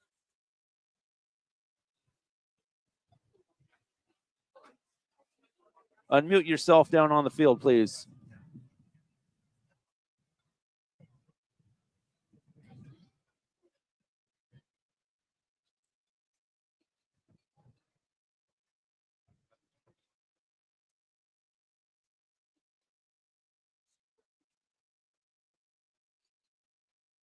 Okay, it appears we do not have the audio down there on the field yet. All right, so we're going to get some scores for you real quick. We do want to let you know. Oh, we do have the audio now? They need to unmute themselves.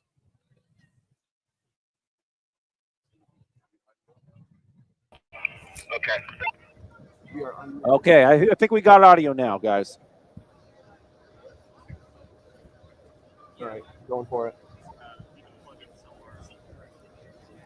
Okay, it looks like we lost a camera.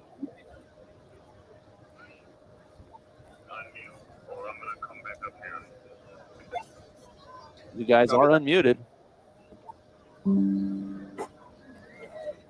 Go ahead and go back up there. All right, so we're not getting any audio? No audio from them. Okay. All right. Let's go back on this Thursday. We'll be broadcasting live the O'Day and Rainier Beach game. That is this Thursday. We'll be broadcasting that for you. And at 7 p.m. on Thursday, September the 11th.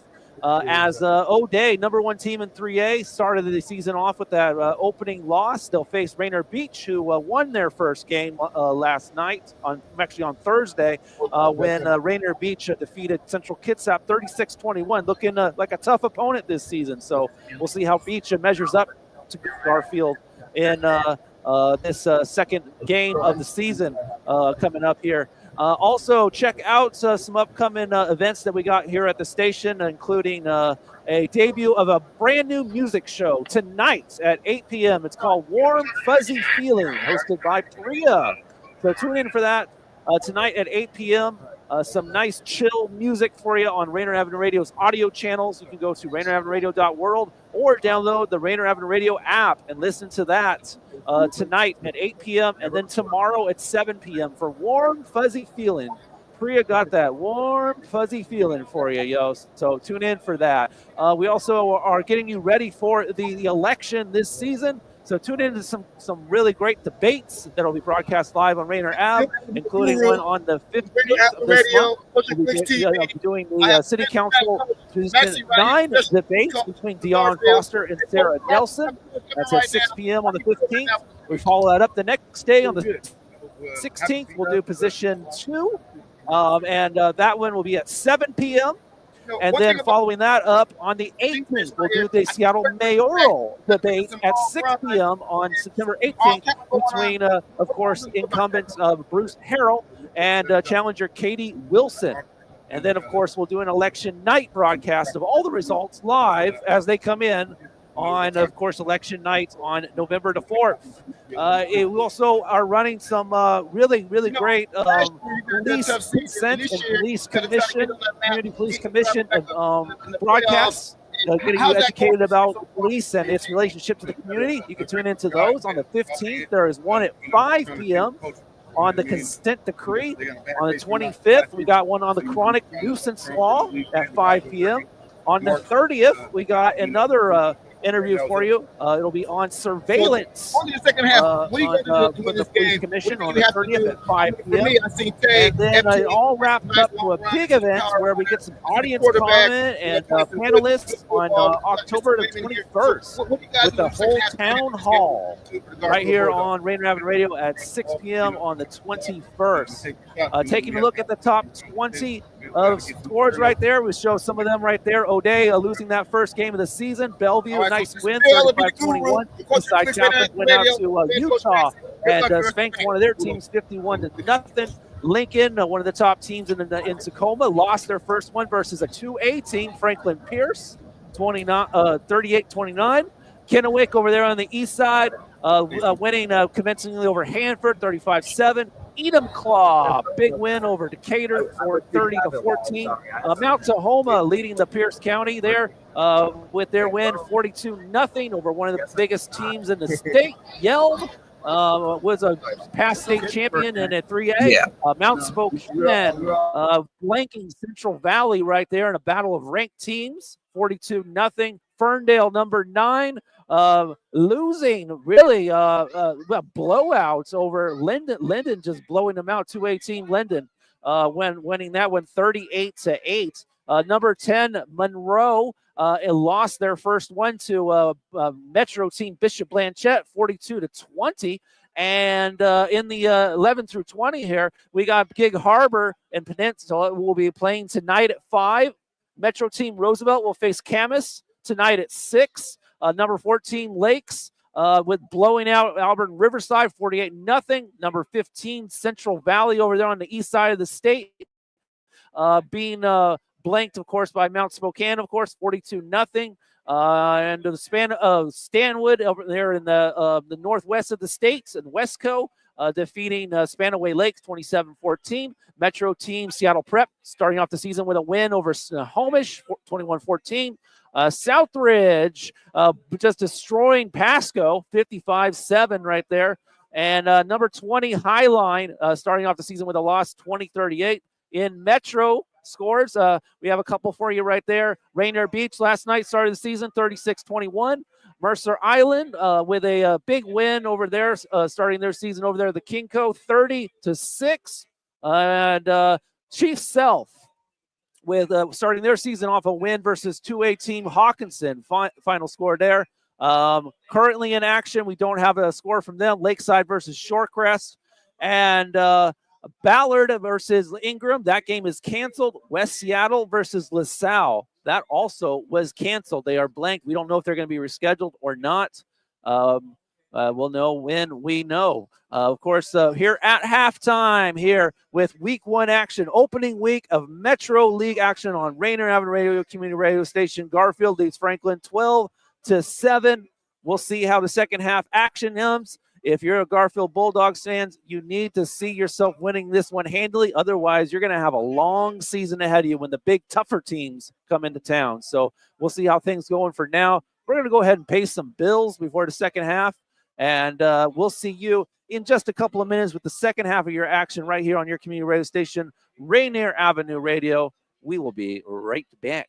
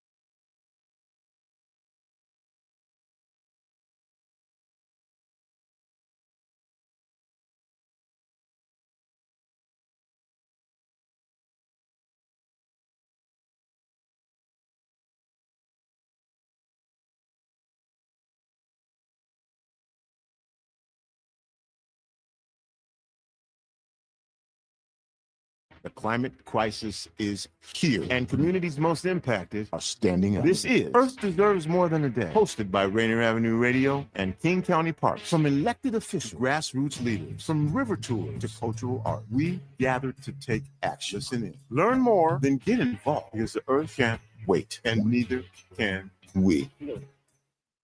Generational wealth. Generational wealth. Generational wealth. What is generational wealth? We asked our communities, and this is what they had to say. Generational wealth to me is wealth that has been accumulated from their ancestors, but their ancestors are usually the ones that aren't the ones that built it, but built off of POC ancestors, in my own definition, from what I see. Because not many POC people have that type of wealth, as you can see in many people's neighborhoods and communities. It's usually a white person. You can see it in gentrification around us and even in schools nowadays. But generational wealth is basically hard work that isn't really your own hard work. This campaign to create awareness to generational wealth is brought to you by the Department of Neighborhood's Generational Wealth Initiative, the Washington Housing Finance Commission, and Rainier Avenue Radio.world. You know you can't get enough of Rainier Avenue Radio.world.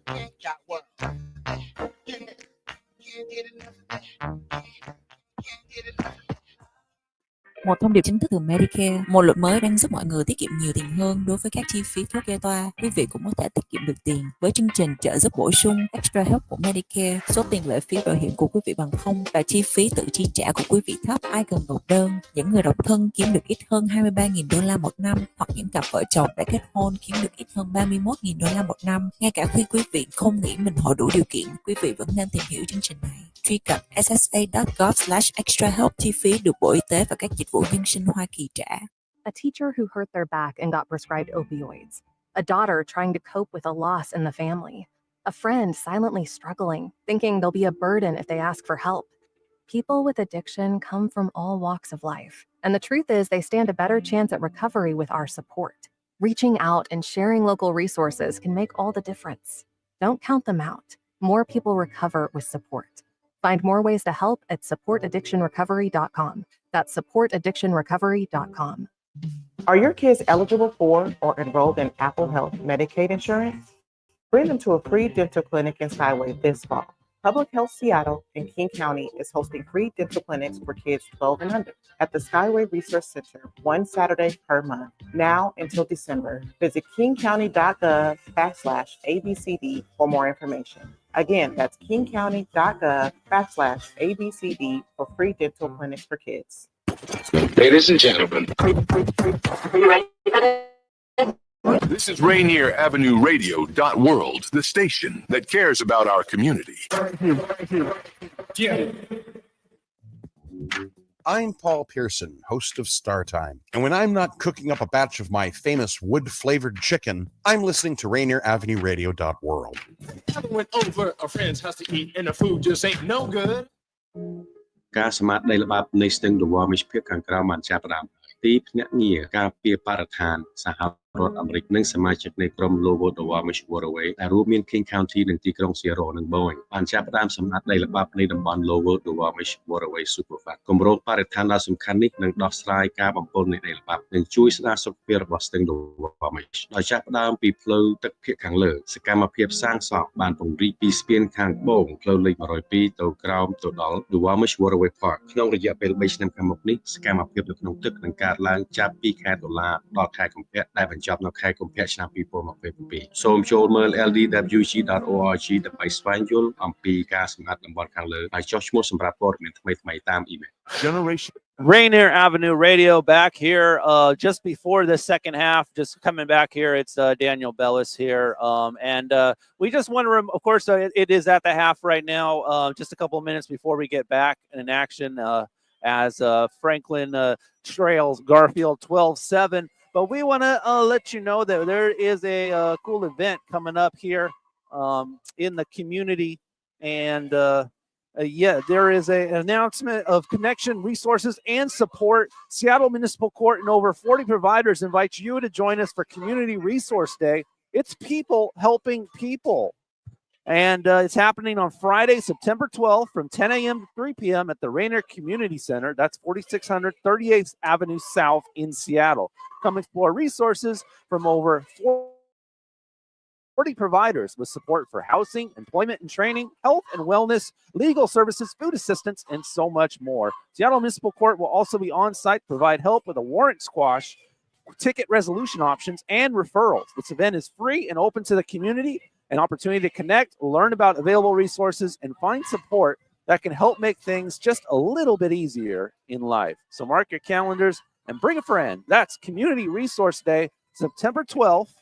10 to 3 at the Rainier Community Center. So go ahead and check that out for this event with the Seattle Municipal Court with people helping people for Community Resource Day. Again, September 12th, 10 to 3 at the Rainier Community Center. So go ahead and check that out.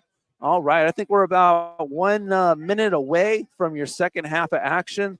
So we're just going to turn it over to our guys over here with Rick Dupree and John Yasutaki. Well, thank you, Daniel. And yeah, those resources, make sure to check it out. And again, I know when you hear Seattle Municipal Court, you're like, I want to stay away from that. But these are community resources.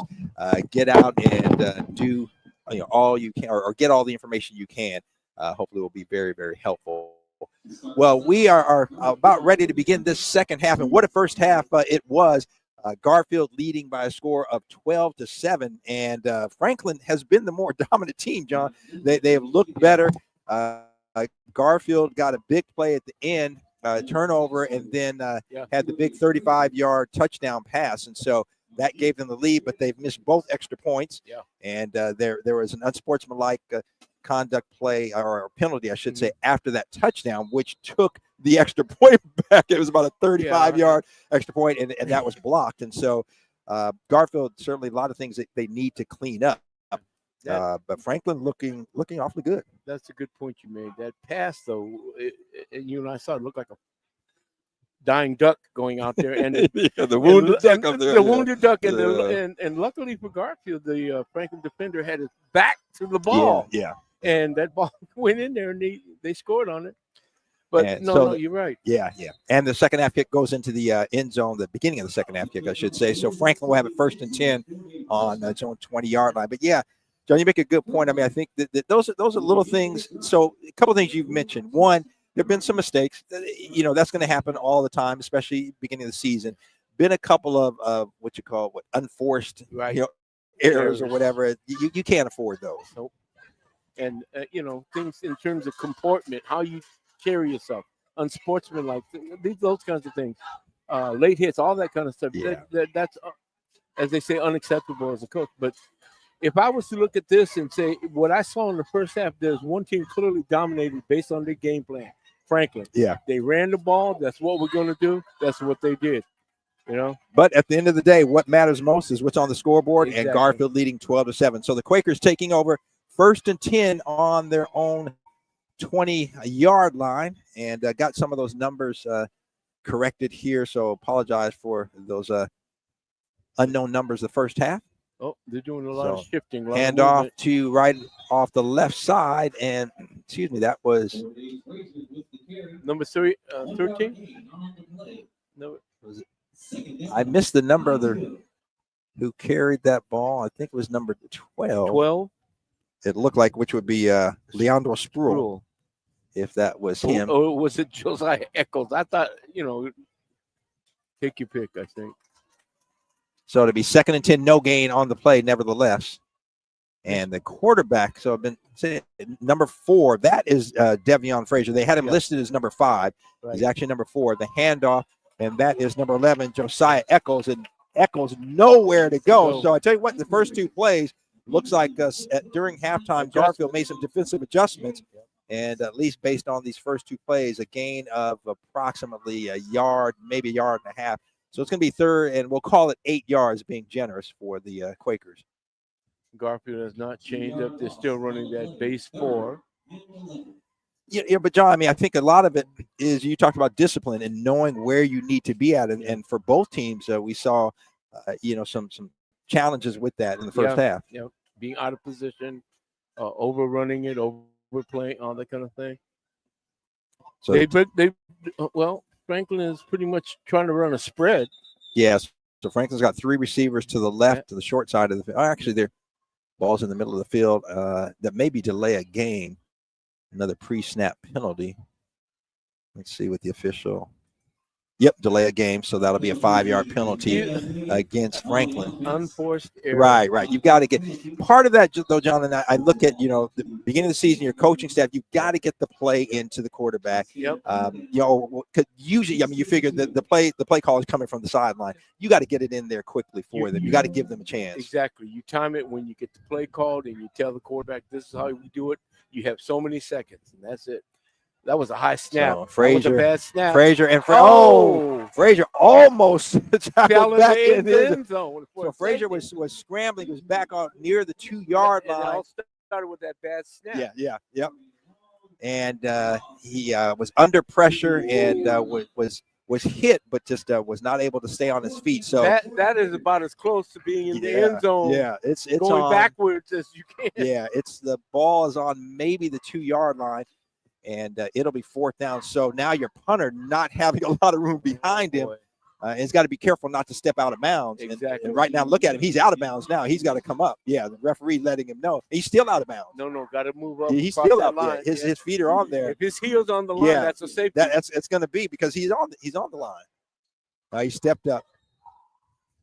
But, yeah, they're blowing the whistle. Let's see if they're saying he was on the line.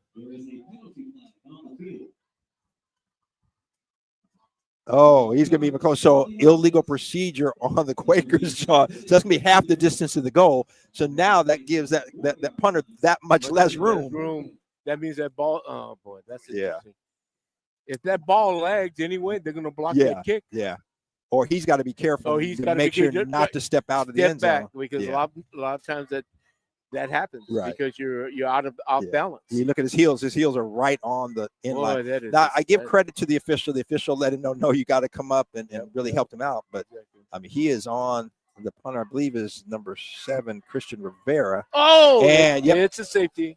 Safety, bad snap, and it goes out of the end zone. Like I said, bad snap, or high snap, and there it is. And he couldn't handle it. And so that's going to be a safety. So that gives the Bulldogs now those 2 extra points. They got it back. 14-7 lead. They got it back the hard way. Yeah.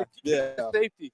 But, the thing is, also the rule says if you commit a foul in the end zone and you're on offense, guess what? That is a safety on your team. And I was worried that might happen because they're trying to block the best they can.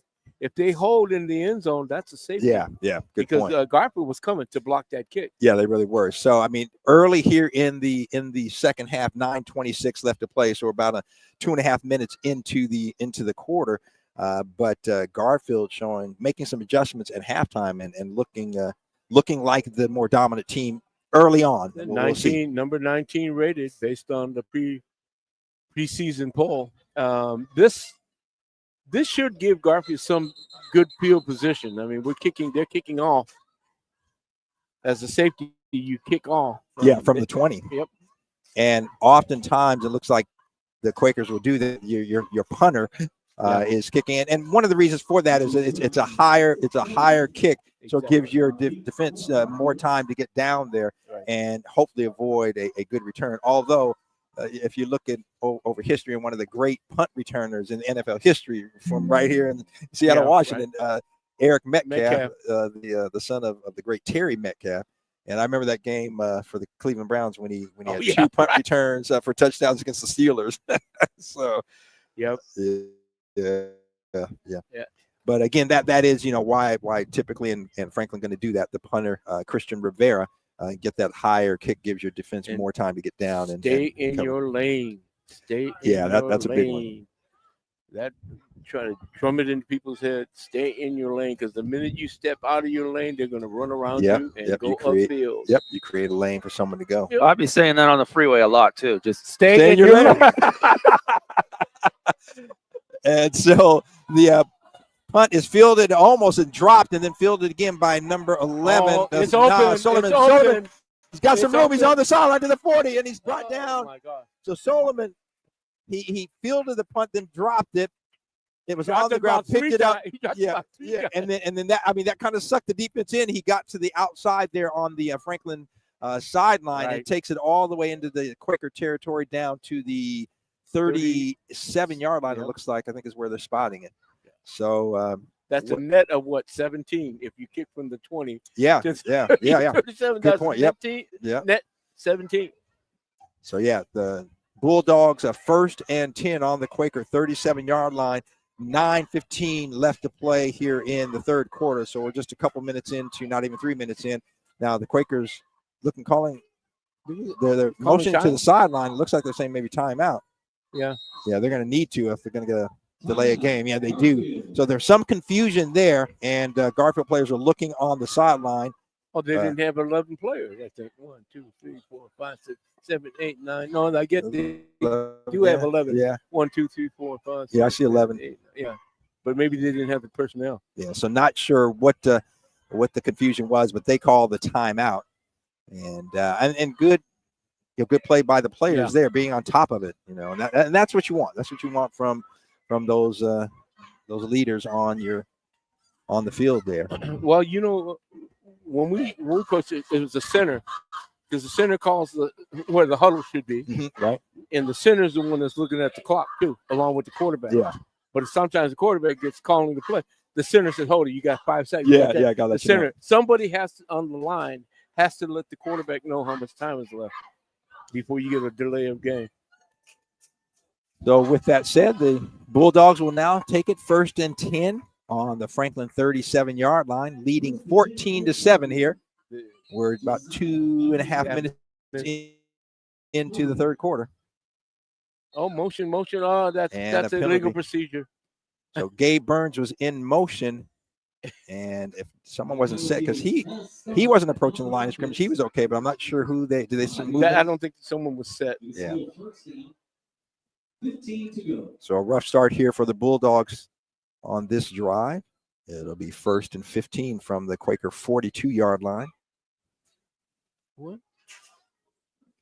So Bulldogs on the right hash, so 2 receivers split wide to the wide side of the field. There left, the handoff to Tay Epting. Epting cuts, mixed cut, gets up. got a couple. Got a couple. Maybe 2-3 yards there. So Epting is a pretty deliberate runner, looking for the spot, staying behind his lineman. Lineman, right. They pulled the guard on that side. So it'll be 2nd and 13. Yeah, 2nd and 13 to go. Ball on the 40-yard line. So a gain of 2 on that running play. And they haven't changed their formation. They pretty much are still on their base formation that they had. They did overload one side. I know on one series. Motion across. So you have the slot back, who is Gabe Burns, in motion, and he gets the ball, but nowhere to go. And then on the backside, I think we got some holding calls right there. So Burns really nowhere to go. Good defensive play by the Quakers. Among the players they're making the tackle, Steve Mapila, and others making the tackle for the Quakers. Let's see what the flag is. Holding. Was. Yeah, the referee get this. And it looked like it was on the backside there, John, which was inconsequential, didn't even affect the play. So that's where you got to realize as a player. And again, you see that at all levels where the play is going one way, you're on the other side. You are out of the play. Right. Why even? Yeah, exactly. Why even do that? We tell you, go upfield, climb the upfield, go upfield, look for a block downfield. Don't be hanging around out here. Grab it, right. When it's behind the play or it's across from the play, and Well, how many times have you seen guys make late hits or cheap shots on people when the running back is breaking into the end zone? That kind of stuff. That happens. So 2nd and 23 to go for the Bulldogs. Ball's at midfield and another pre-snap whistle. I think this is the delay. Delay a game, maybe? Could be. Offside? Waiting for the official. He said offside. So yeah, it's going against. That means they lined up offside. Yeah, going against the Bulldogs. So they're just going back the wrong way, John. Now it's going to be a 2nd and what is that? 20, halfway to Tacoma or something 26, like that. 29, 2nd and 29 to go, roughly, or something like that. Pretty close. Yeah. Let's see if I can count right. 25. 29. 26. You were right. Yeah. You were right. 2nd and 20. Oh, it's on the scoreboard. I don't have to do the math. I can just look on the scoreboard. Oh, but you did a good calculation. Right. My mom will be proud of me. And in at quarterback for the Bulldogs, number 2, Josiah Montgomery Irving. And he scrambles, loses the ball. Quakers pick it up. And it's going to be Franklin Quaker ball. So that was just a horrible series for the Bulldogs, going backwards, and then the fumble. And greater disaster than the Titanic, man. This was bad all the way.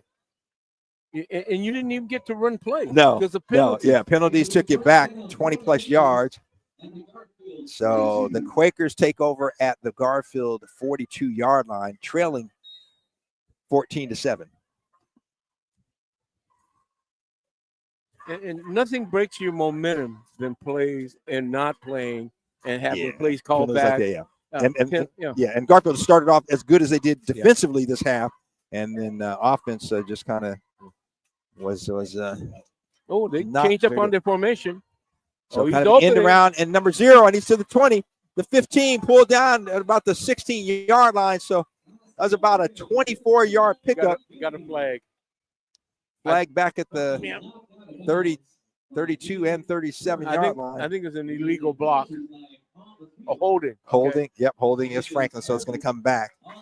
They did change up on that formation. They ran that different formation. Yeah, and kind of the slot back coming around and handoff. And again, number 0, we looking at our roster, we have one player on here who does not have a number. I'm not sure if that is number 0 or not.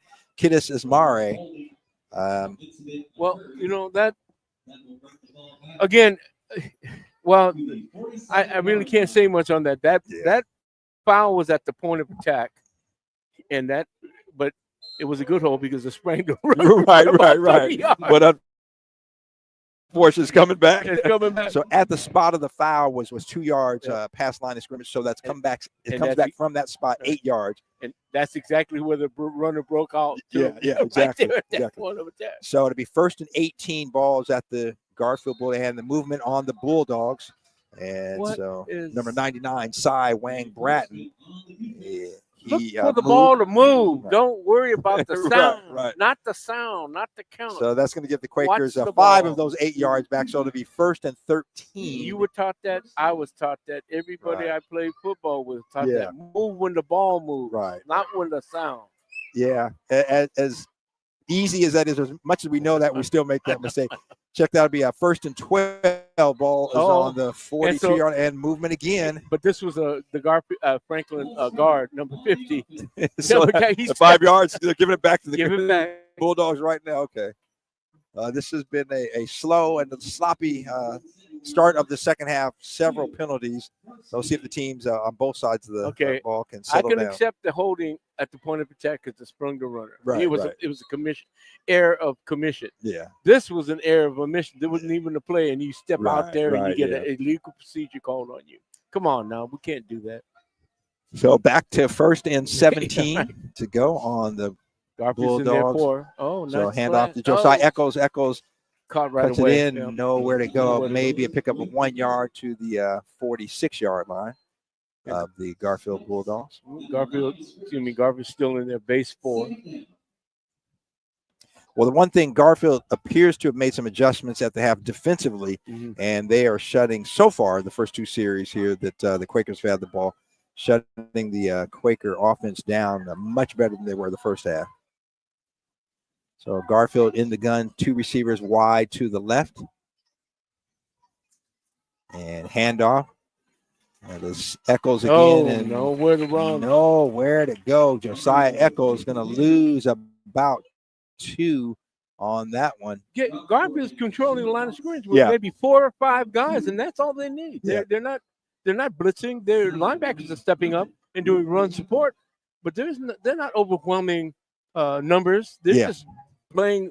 Looks like they're playing better on those off tackles and those direct handoffs. Well, and much better than they did the first half. Yeah, so they made those adjustments, and it has made a difference. So Franklin ran all over them, man. 3rd and 19 for the Quakers at the Bulldog 49-yard line. Echols the lone back. Now he flares out in the little screen to Echols. He's across the midfield. He's got some room. Down to the 40. Oh, this off to the races. He could go all the way. Johnny's got 1 man to beat. And touchdown saving tackle by Gabe Burns. Takes Echols down at about the 20-yard line, but that'll be a first down. Big pickup. And I don't see any flags, so I think it will stand. That was a good play. Yeah, it was. So Echols was the lone back. They put him in motion, just kind of a little circular motion. And they cut back. Yeah, just a little screen to him, and he cut back and found some room. Really good run there by Josiah Echols to get the first. He'll take a breather. He's on the sideline for presumably 1 play. Okay, so they changed it for me. There you go. Low snap. It's on the turf, and they can't pick it up again. He lost it. Garfield got the ball. Devion Frazier tried to pick it up, was not able to, and it's going to be wait. No. Franklin got it. Franklin did get it. It looked like the Bulldogs got it, but it looked like big number 33, Henry Moore, I believe, for the Quakers, was able to get that. What was the rule? Jump on the ball. If it gets out of your hand, jump on it, right? And I sit there and say, because I was I would get in trouble because I would always try to pick it up. And 9 times out of 10 was successful. But that one time I wasn't. One time, oh, my goodness. Coaches were on me. And even the other times they were on me. Just all right. Ball on it.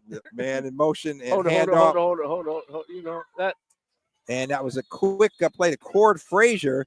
So Frazier went in motion and then the inside handoff. Yep. So when I say inside handoff, he was in between the line and the quarterback. Typically, the runner's going to be behind the quarterback.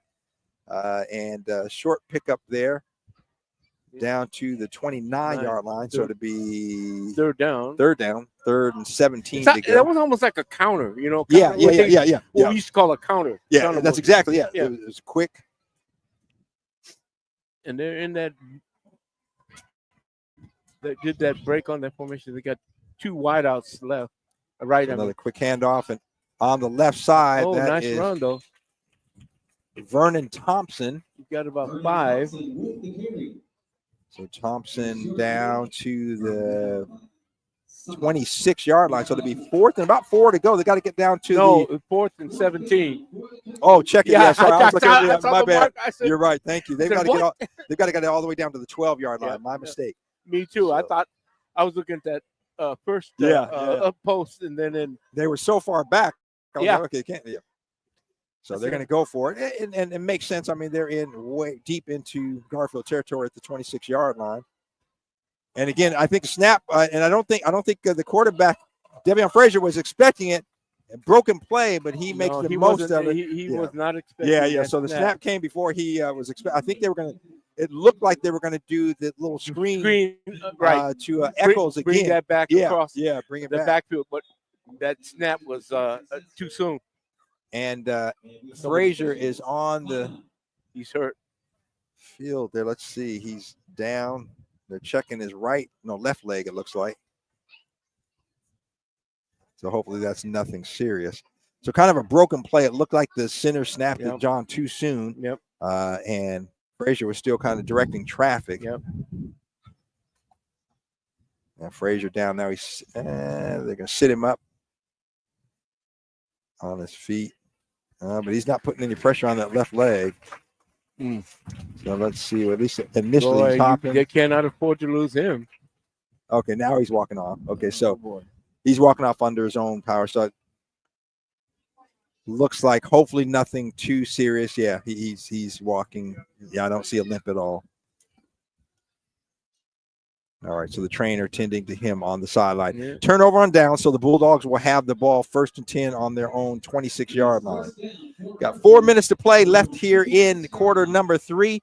Bulldogs leading the Quakers by a score of 14-7. Bulldogs 1st and 10 on their own 26-yard line. And that 14 came by really hard. They had to take a safety to make it. Yeah, they missed the 2 extra points. One because of a penalty made it a long extra point kick.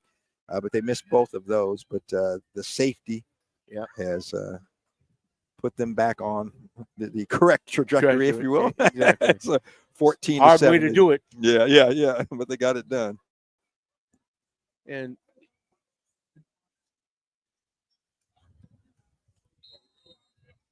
well, they're pretty much same formation. Low snap, bad handoff. And he got ran down from behind. That's a pretty good pursuit. So that was Epting with the ball, and coming from behind to make the tackle was number 5, Gabe Segay. So Segay coming from behind. Segay. Yeah. So the roster shows number 5 is Frazier, but Frazier is actually number 4, and then Segay is number 5. Gotta have program. Gotta have a roster. Yeah. So thanks to Lamar Hurd in the press box giving us the updates on the roster. Hang Time, the legendary Hang Time, was an incredible track athlete. And, both basketball player, and the pass in and out of the hands. Gabe Burns had it right there in the bread basket. I think he turned and was looking downfield. There was nobody there, John. He had some real estate in front of him with no defenders, but he dropped the ball. So it'll be 3rd and 11. I'm just surprised that there's so many gaps in Franklin's defense in what we would call intermediate pass zone or even underneath, which is right behind the linebackers. There's gaps out there. Yeah. And Garfield's exploiting them and just again drop past there, else that would have been a pretty big gain. So 3:15 left to play here in the 3rd quarter. Garfield leading Franklin 14-7. Bulldogs a 3rd and 11 from their own 25-yard line. And I tell you, John, we have had a lot of penalties here this second half. And that's going to be illegal procedure, I think. Yeah, I don't know if it was somebody lined in the neutral zone or what, but because it was before the snap, and it's a 5-yard penalty going back against the Bulldogs. So it'll be 3rd and 16 to go.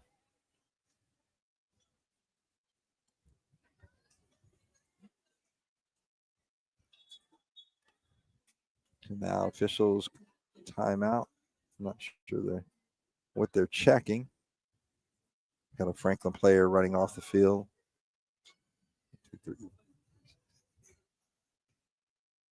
No. Okay. No, they have the correct amount of players, but for some reason, number 33, who is Henry Moore, ran off the field. Now he's just sitting down. So it doesn't look like an injury or anything. He jogged off the field, but he's replaced. And Number 10. Number 10 in for him. That is Vernon Thompson. So Vernon Thompson in. And Garfield short pass, and it is dropped. Pass was low, and Gabe Burns not able to bring it in. So that's going to make it a 4th down. So again, Garfield's a couple of offensive series here have, because of penalties and drop passes, have been going backwards this second half. No continuity, no consistency. None at all. Yeah, good point. Well, though, that is the team that's most consistent is the team that will usually prevail, Absolutely, yeah. And that makes sense. And both teams' defense, well, I think, Garfield's defense has certainly stepped up here in the second half and, looking much better than they did the first half. And I think defensively for Franklin, Garfield's offensive errors, have certainly helped them. Have not helped, exactly. And, Garfield has just not been sharp offensively here in the second half. And a delay of game penalty. I mean, how many? You can't. You can't have. Yeah. Excuse me, I didn't mean to interrupt you, but you can't have players running off and running on while the clock is running. Yeah, good point. For every player out there, there is a substitute or an alternate by name on your roster. So if 33 has a person number 15 being the alternate, that's who goes in and replaces them. So there's no confusion. Right, yeah, good So point. you don't get a delay game like that. See, I didn't mean to interrupt you, but No. So the punt is a short punt to the 45-yard, Garfield to the 45-yard line of the Bulldogs. So Franklin will take over. But the flag, and I think the official just picked up the flag. Yeah. So I think she was maybe mistakenly threw out her penalty flag, marking the ball, spotting instead the ball. of the hat. Yeah. She was throwing the hat.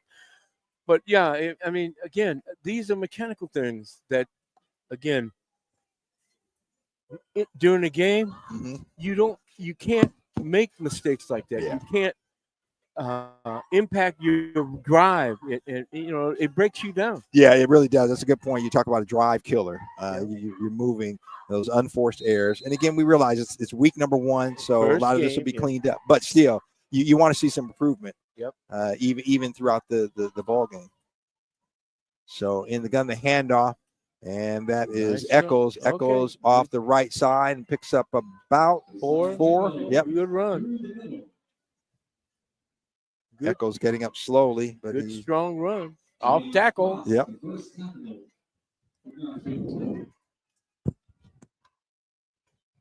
Boy, number 75 is a big kid.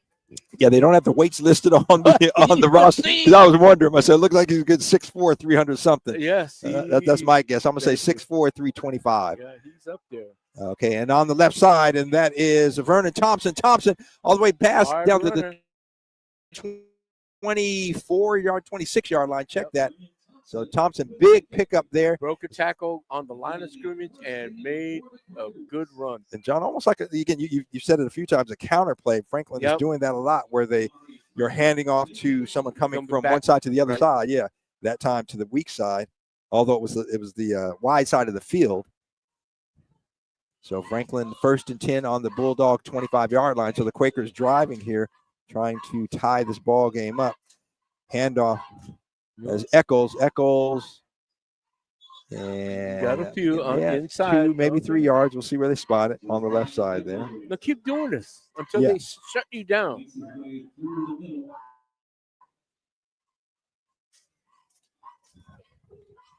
So that'll make it 2nd and 8. There's a 2-yard pickup for Eccles. If you're just tuning in, we're live at the Nino Cantu Southwest Athletic Complex. Rainier Avenue Radio's inaugural coverage of, I should say, the first game, the inaugural game of the 2025 season. Make sure to tune in Thursday night at 7 o'clock as we will bring you O'Day and Rainier Beach live from the Southwest Athletic Complex as well. Right now, the Quakers, 2nd and 8 and a whistle. And, John, we have had more pre-snap whistles this half than I recall any game the last year. And it's going to go against the Quakers. It's going to be a 5-yard delay. Did you say delay of game? I can't remember. I'm not sure if it was a delay game. I didn't see any movement. I didn't see any movement either, but I think we'll see the signal will be. I think it is delayed game. I think they don't have they don't have one of those second clocks that they do in college and right. Yeah. But another unforced error. For the Quakers and low snap to Eccles. Eccles gets it, picks it up. He's got some room on the left side, and then he slips. That's going to be a big loss of about 7 yards. Yeah. But how many times have we seen players slip? Yeah. And it's dried up. Yeah. So a little bit of wind, but the sun is shining a little bit. Still cloudy skies, but some sun breaking through, and hasn't been wet in this second half. No rain. Yeah. So 44 seconds left to go. Clock is still stay on your feet. Yeah. You can't do anything if you're laying on the ground. Look at me. Oh, full house backfield. Yes, indeed. We'll see what they and up the middle, and there's got close to the first down. Yes, he's pretty close. Trying to see what number that was. I missed it. No, that's a great run. Yeah, that was number 10, Vernon Thompson. Yeah. It's going to be a long way to go. It's fourth and about 16. Fourth and about 11, I mean. Fourth and 9, I'm sorry. Yep, fourth and 9 balls on the 24-yard line. You figure that they're this deep. They're going to go for it. They're trailing by 7. And that will do it. The end of quarter number 3. We got 3 in the book, and Garfield leading Franklin by a score of 14-7. We're going to throw it over to Daniel B. He can update us on a few of the scores, some things that happened last night, and we'll be back with the fourth quarter action here in just a moment on Rainier Avenue Radio. Yep, thank you. Here at end of the fourth, and Garfield leads Franklin 14-7. Going to do a little bit of updates here at Rainier Avenue Radio. We got a brand new music show coming in this weekend, y'all. So good, chill music, that warm, fuzzy feeling. Yes, sir. Just like a warm cup of coffee. But, tune in tonight for the first ever episode of Warm Fuzzy Feeling on Rainier Avenue Radio at 8 p.m., hosted by Priya there for you. It'll also be airing tomorrow at 7 p.m., so tune in for that warm, fuzzy feeling on Rainier Avenue Radio. We're also getting ready for the debates, and we got ready for the election, and we got some debates for you coming up here on the 15th. We got the Seattle City Council debate, position 9 at 6 p.m. On the next day, on the Tuesday the 16th, we got the position 2 debate for the Seattle City Council at 7 p.m.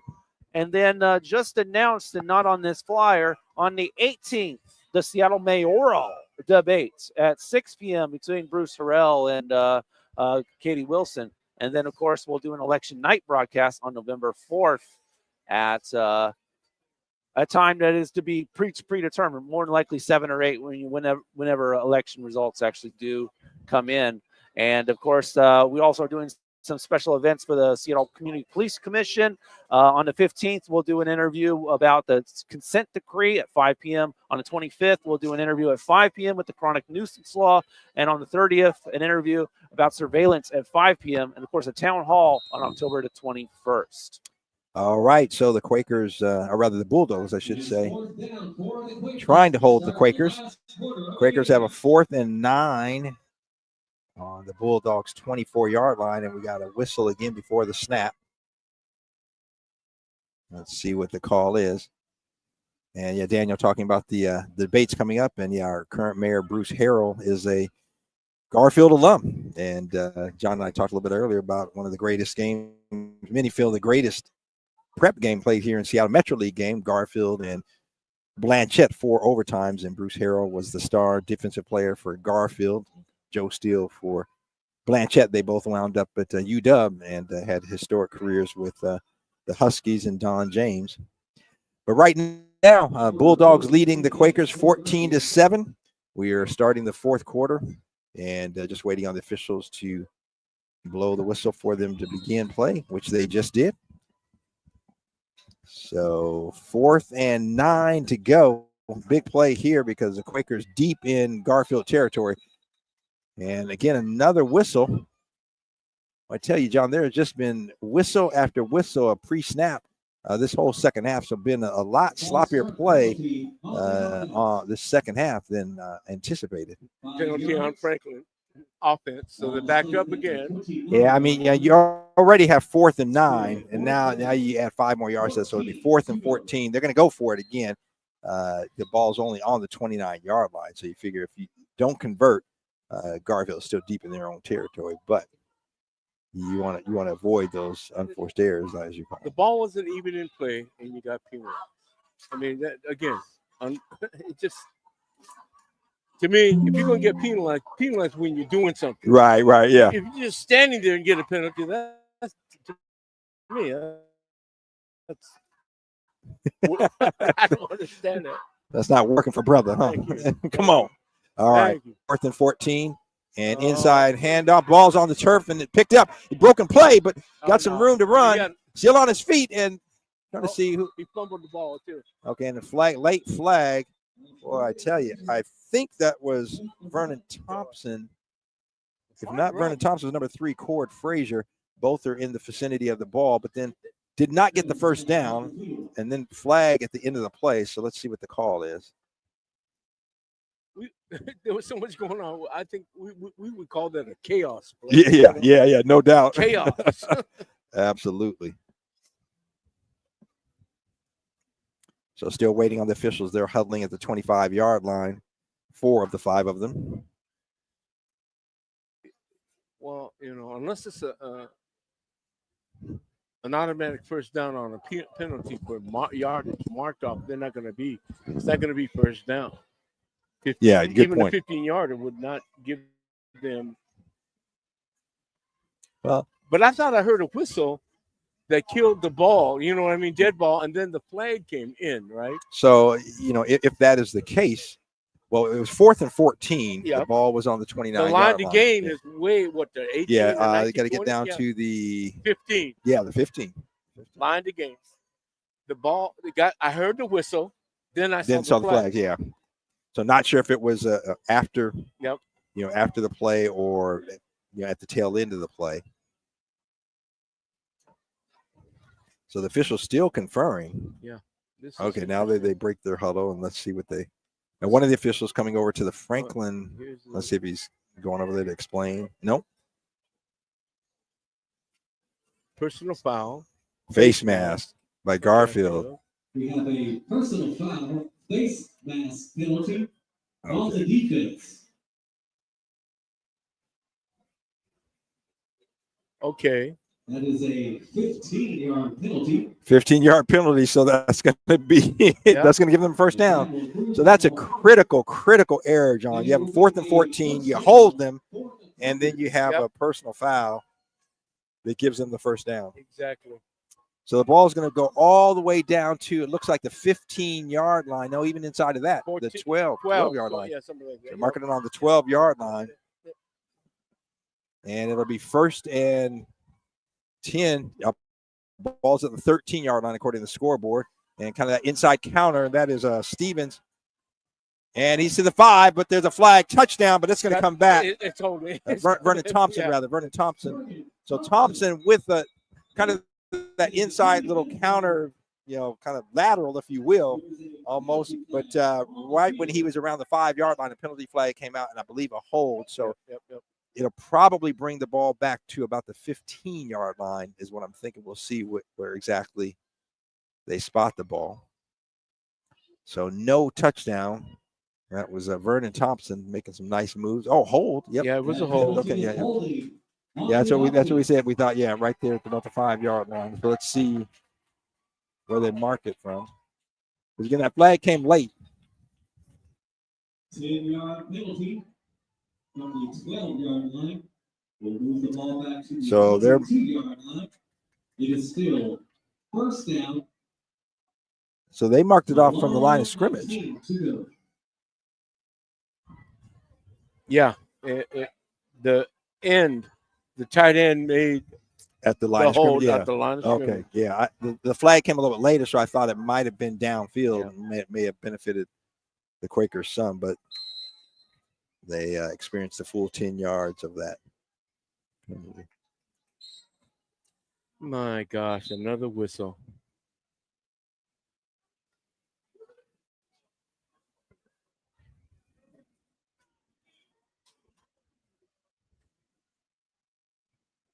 Timeout. Oh, Before the Garfield. snap, Garfield called a timeout. The Bulldogs timeout.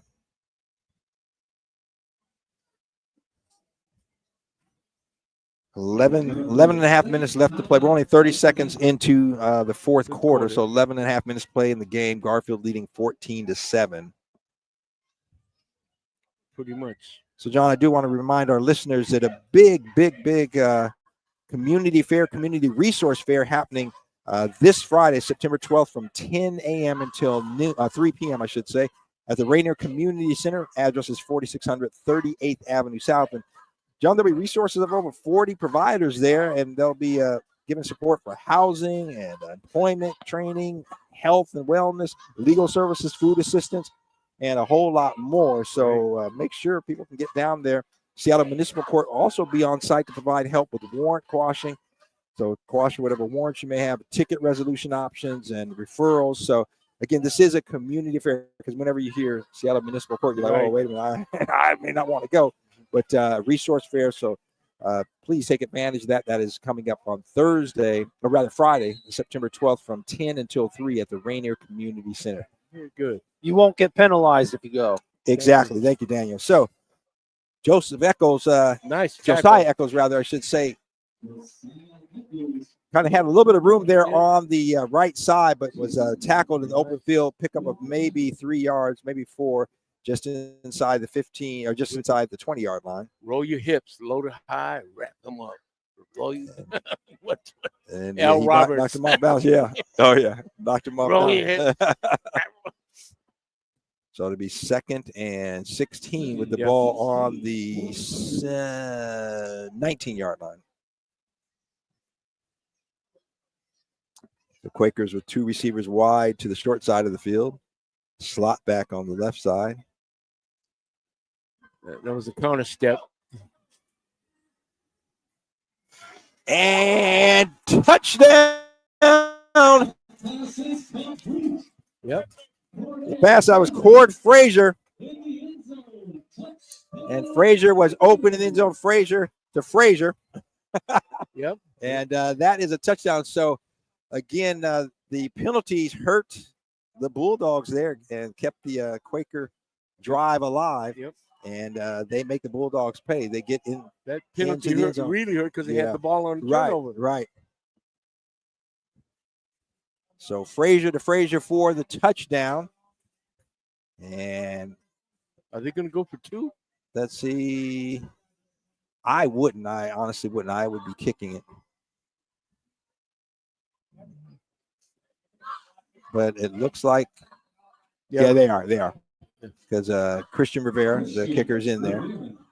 So the holder at the 10-yard line. So this will be a 20-yard extra point try.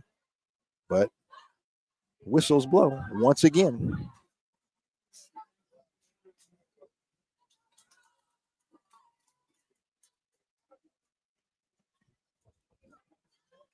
Waiting on the referees to see what the penalty is.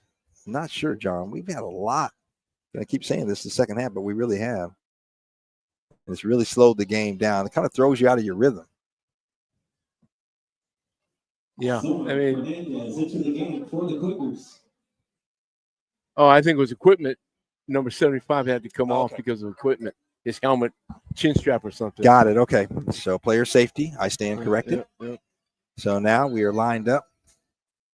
And the holder on the 10-yard line, there'll be a 20-yard. Oh, bad PAT, snap. bad snap. And the holder picks it up, and he's going to be tackled. So tell you what, you talked about special teams, and there it is. That's the difference right now. So Garfield still leading by a point, 14-13, as a result of that bad snap and not being able to get the PAT off. Exactly. Offense brings the fan. Defense wins the game.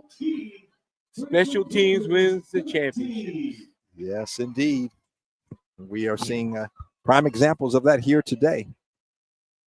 I am Rick Dupree along with John Yasutaki. This is Rainier Avenue Radio's live coverage of Metro League football. We are live at the Southwest Athletic Complex. Join us Thursday evening at 7 o'clock as we bring you O'Day and Rainier Beach right here on Rainier Avenue Radio at the same location, the Nino Cantu Southwest Athletic Complex. Beautiful place.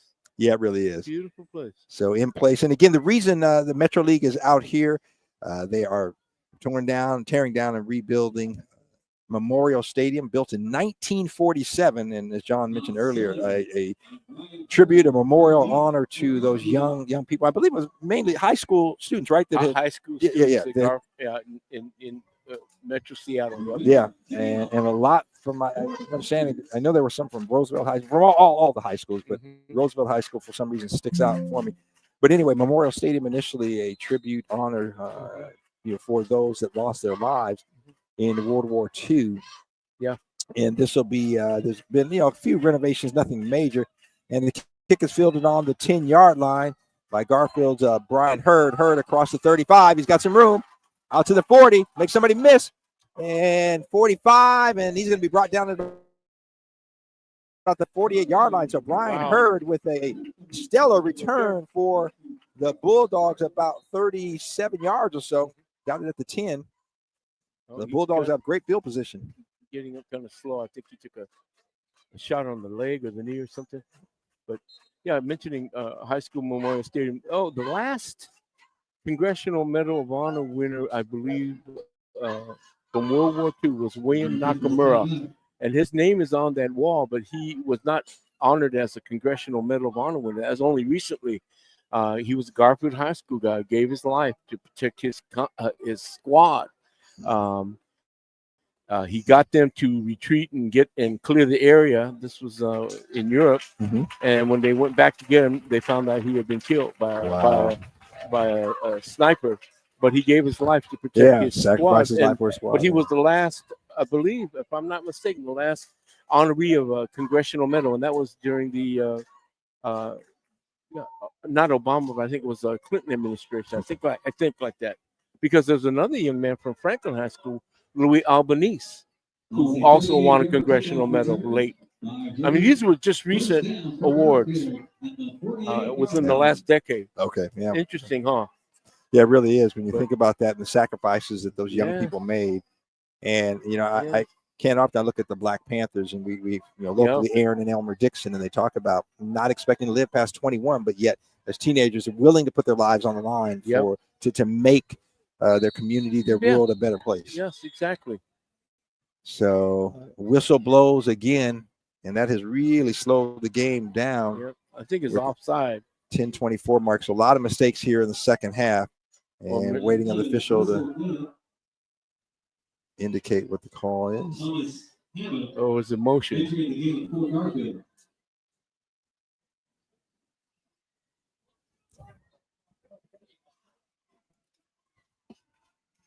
So waiting on the officials here. We'll see what the call is and the impact. It was 1st and 10 for the Bulldogs on their own 48-yard line. So great field position after that fine return. So, no, nothing, I guess. I don't know. All right. So 1st and 10, shotgun handoff. That is Epting. Oh, man. From the left play. side, cuts it back to the right, picks up about 3, maybe 4 yards. But as John mentioned, a flag there at the end of the play. Now another one down. I think so let's see. It might be unsportsmanlike. Yeah. You figure if it's at the end of the play like that or once the whistle blows. Or unnecessary roughness, one of the two. We'll see what happens. Yeah, we're spending more time trying to diagnose and analyze the referee's call. Right, yeah.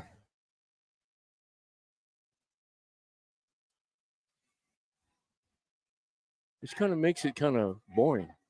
Yeah, it's dragging it out. Yeah, it really does. Personal foul.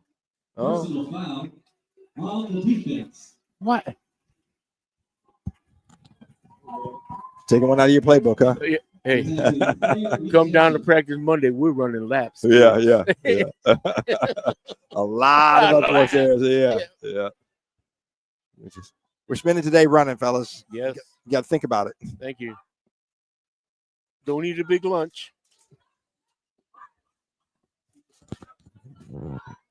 Yeah, but at least, like I said, I think both teams have shown us what they're going to be consistent on in terms of their offense. Yeah. I think that gives us first game of the season. Yeah, you're right.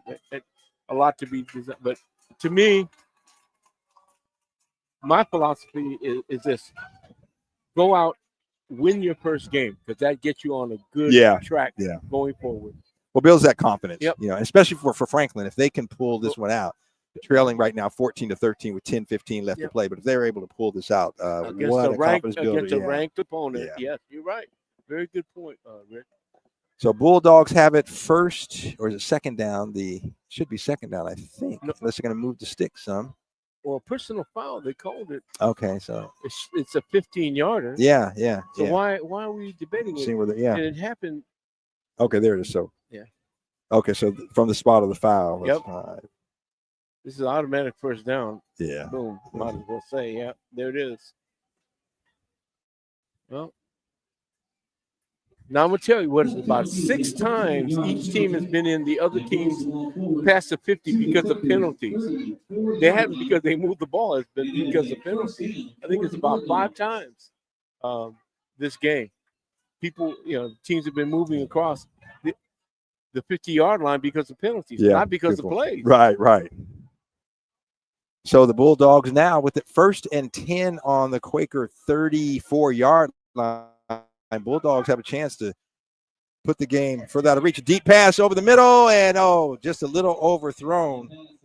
And I tell you what, Michael Wayman was looking for, I believe that is a Nas Soliman. And if there would have been a better pass, they could have completed, because Nas had a step. Yeah. But good defense nevertheless. The pass was just a little long.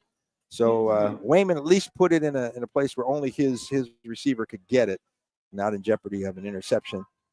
So Garfield on the right hash, 3 receivers to the left, and passed to one of them, and the pass is dropped. It was on the money. That was number 35, I believe, which is Amari Turner.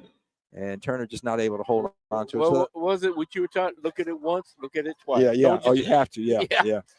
A guy who, if you watched him, especially in practice, Steve Largent, and everywhere the ball went, his head went.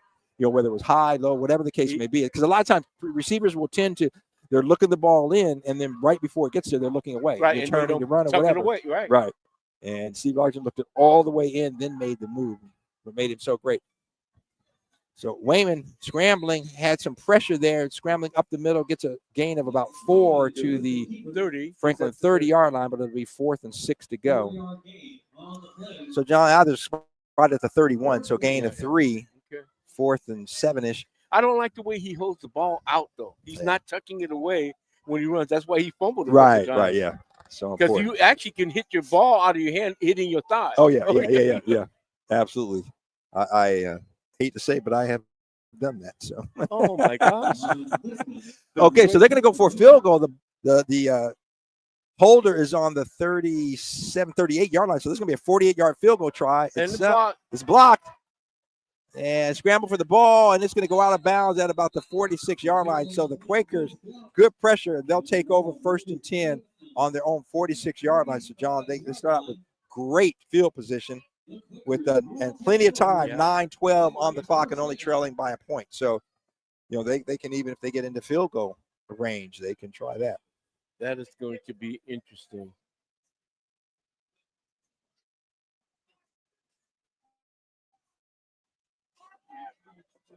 I have to be honest. I've seen some practices, and not a lot of time is spent on special teams. That I would like to see. Yeah, that's a mistake, especially at the high school level. As I mentioned, Don James, that was one of the things that he did so well. Yeah. Is drilled. And I can remember the great kicker that Huskies had in the era I played, Chuck Nelson. Yeah. So, just did a great job.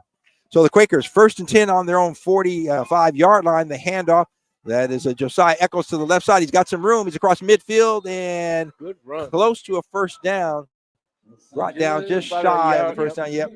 So about a 9.5-yard pickup. It'll be Second and less than a yard to go. Ball on the Garfield 46-yard line. Right. Yeah, but you mentioned Chuck Nelson, but the University of Washington sent a number of punters to the NFL. Yeah. Hall of Fame level punters. Yeah. Unbelievable, man. It's really special team. Yeah, well, just a lot of attention paid to that, a lot of practice in that made us better. Inside handoff, and that is number 0. I believe it is Asmari. He's across, got the first down and across the 40, close to the 35. Good run. And that is a Quaker first down. So again, I believe that is Kittis Asmari, if I'm pronouncing it right. There's not a number 0 on the Franklin roster, John. He's the only player on the roster without a number. So, an exercise in deduction. And hopefully that is right. If not, I apologize. Well, if his family is listening to the broadcast, they may want to get in touch with us. Yeah. Email us, let us know, and Daniel B can update us. So the snap and a bad snap, and it's bobbled. And trying to scramble around his quarterback, Devion Frazier. Frazier is going to lose some yards, but it could have been worse. He was able to get the ball and get some positive yards from where, still going to be negative yards, but positive from where they were. So it goes back about almost 8 yards to the 45-yard line. So to be second and we'll call it 18. Other than lining up over the ball on offense, the first thing that goes is the snap. Yeah. Why? Again, you can't start a play without a good snap. that is the truth. So second and 18, ball on the 45. Quakers trailing by a point, 14-13 here in the fourth quarter. Motion. And now the motion.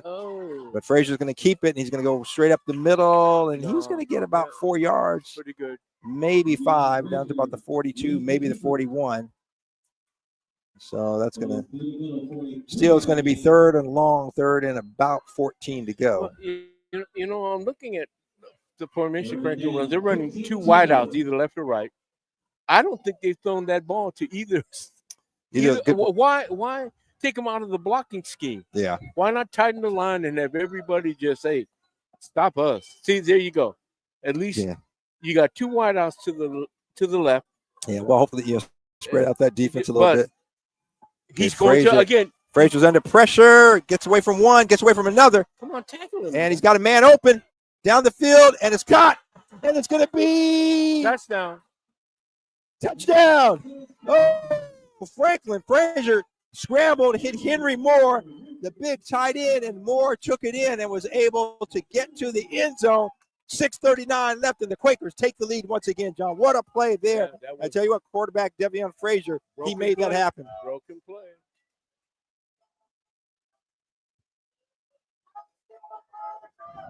We got some Frazier family up here, I think, and our fans at least. See what I mean? They had 2 wideouts to the left, but he rose to the right. To the right, yeah. He should have been tackled. They gave up on him. They thought he was down. That's when they dropped coverage, but he still got the ball out there, so it still counts as 6. Kind of broken play. And Wang Bratton almost had him, but he broke away from him. And again, a lot of times you kind of get that broken play, and the DBs break containment. Exactly. So they're going for 2. The handoff, and he's going to be in there. That is Echols for the 2-pointer. All right. So, boy, what a ball game. Garfield, Franklin going back on top, 21-14, 6:39 left. And I believe we got on my left here, John Yashitaki is a Garfield. On my right, I got a Franklin Quaker and Tony B. Tony B said, "Hey, we looking pretty good, huh? What about it, Tony B? You guys looking good." Yes, indeed. So with 6:39 left to play, the Franklin Quakers take a 21-14 lead, John. Yeah, no. And let me say this in answer to Mr. Benton. We used to beat Franklin like it was a Georgia mule. Oh my God. We used to beat Franklin like they was a Georgia mule. Well, okay, now I'm going to defend. Tony got his hands up. Well, what about today? I'm going to say, but when was that? It's funny you say that like a Georgia mule. You remember Dominique Wilkins and Dominique's brother Damien. Damien. I'm sorry, not Damien. Gerald. Gerald, yeah, So right. Gerald's son Damien played for the Sonics. Right. And I was working for the Sonics in kind of a player development position. Got to know him really good. And it was funny. He would come up to me and say, Dupree, they working you like a mule. Yeah, right. Hey, was known for doing hard work and all that stuff. Georgia Mule. Yep. So with 6:39 left to play, the Franklin Quakers take the lead, a 7-point lead, 21-14. And tell you what, the way that the mistakes that the Garfield offense has made in the second half, and Franklin's defense, hopefully Garfield for the Bulldogs can rectify some of those challenges. It's going to be a long 6:39 left to play here if they don't get that fixed. So the kick, it's a low squibber, and it's going to go out of bounds, and that's a flag. So I believe it's on third.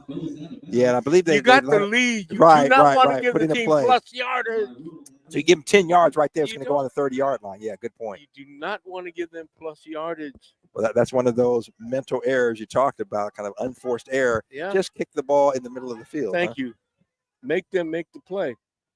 Yeah, your coverage has been good, so that hasn't been an issue. But yeah, but you don't give them extra yards.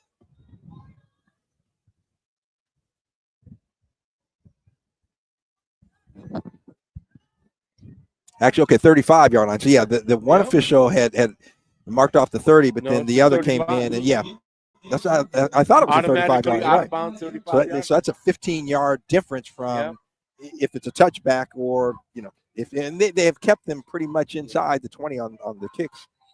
Yeah, but from the 20, your playbook's different. Right. 35, it's a little bit more open. Yep. Oh, good tackle. So the handoff, that is Tay Epting, and Epting on the right side. Good tackle. Not a lot of room. Actually, let's see. I think they may give him a yard. Let's see where they spot it.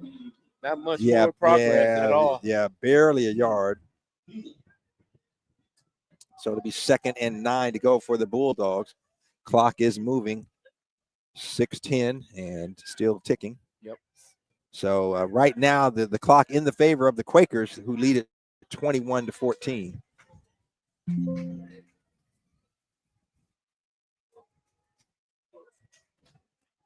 Low snap, but Wayman does a good job of getting it, passes out. He's got a receiver there, middle of the field on the left side, and trying to see the number of the receiver who's limping. First down.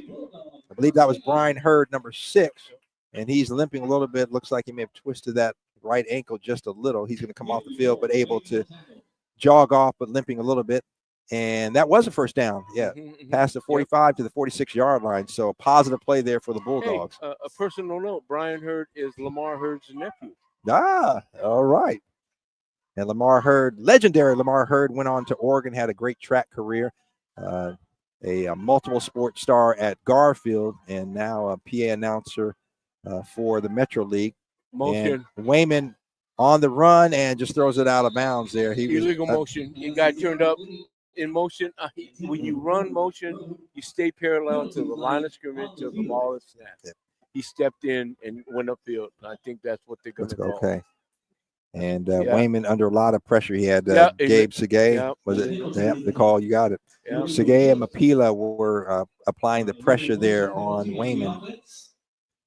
So no, he has a good arm. It's just that with a little bit more skills training, I think keep that ball down. Keep it more level instead of floating. Yeah, and he's only a sophomore. I'm looking at the roster, only a sophomore. So, I mean, some valuable playing time for that young kid, and you're going to see him inevitably improve, each week. And again, only being a sophomore, he's got a couple more years.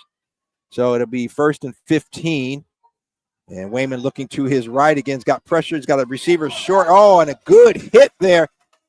So the catch made by Porter Road.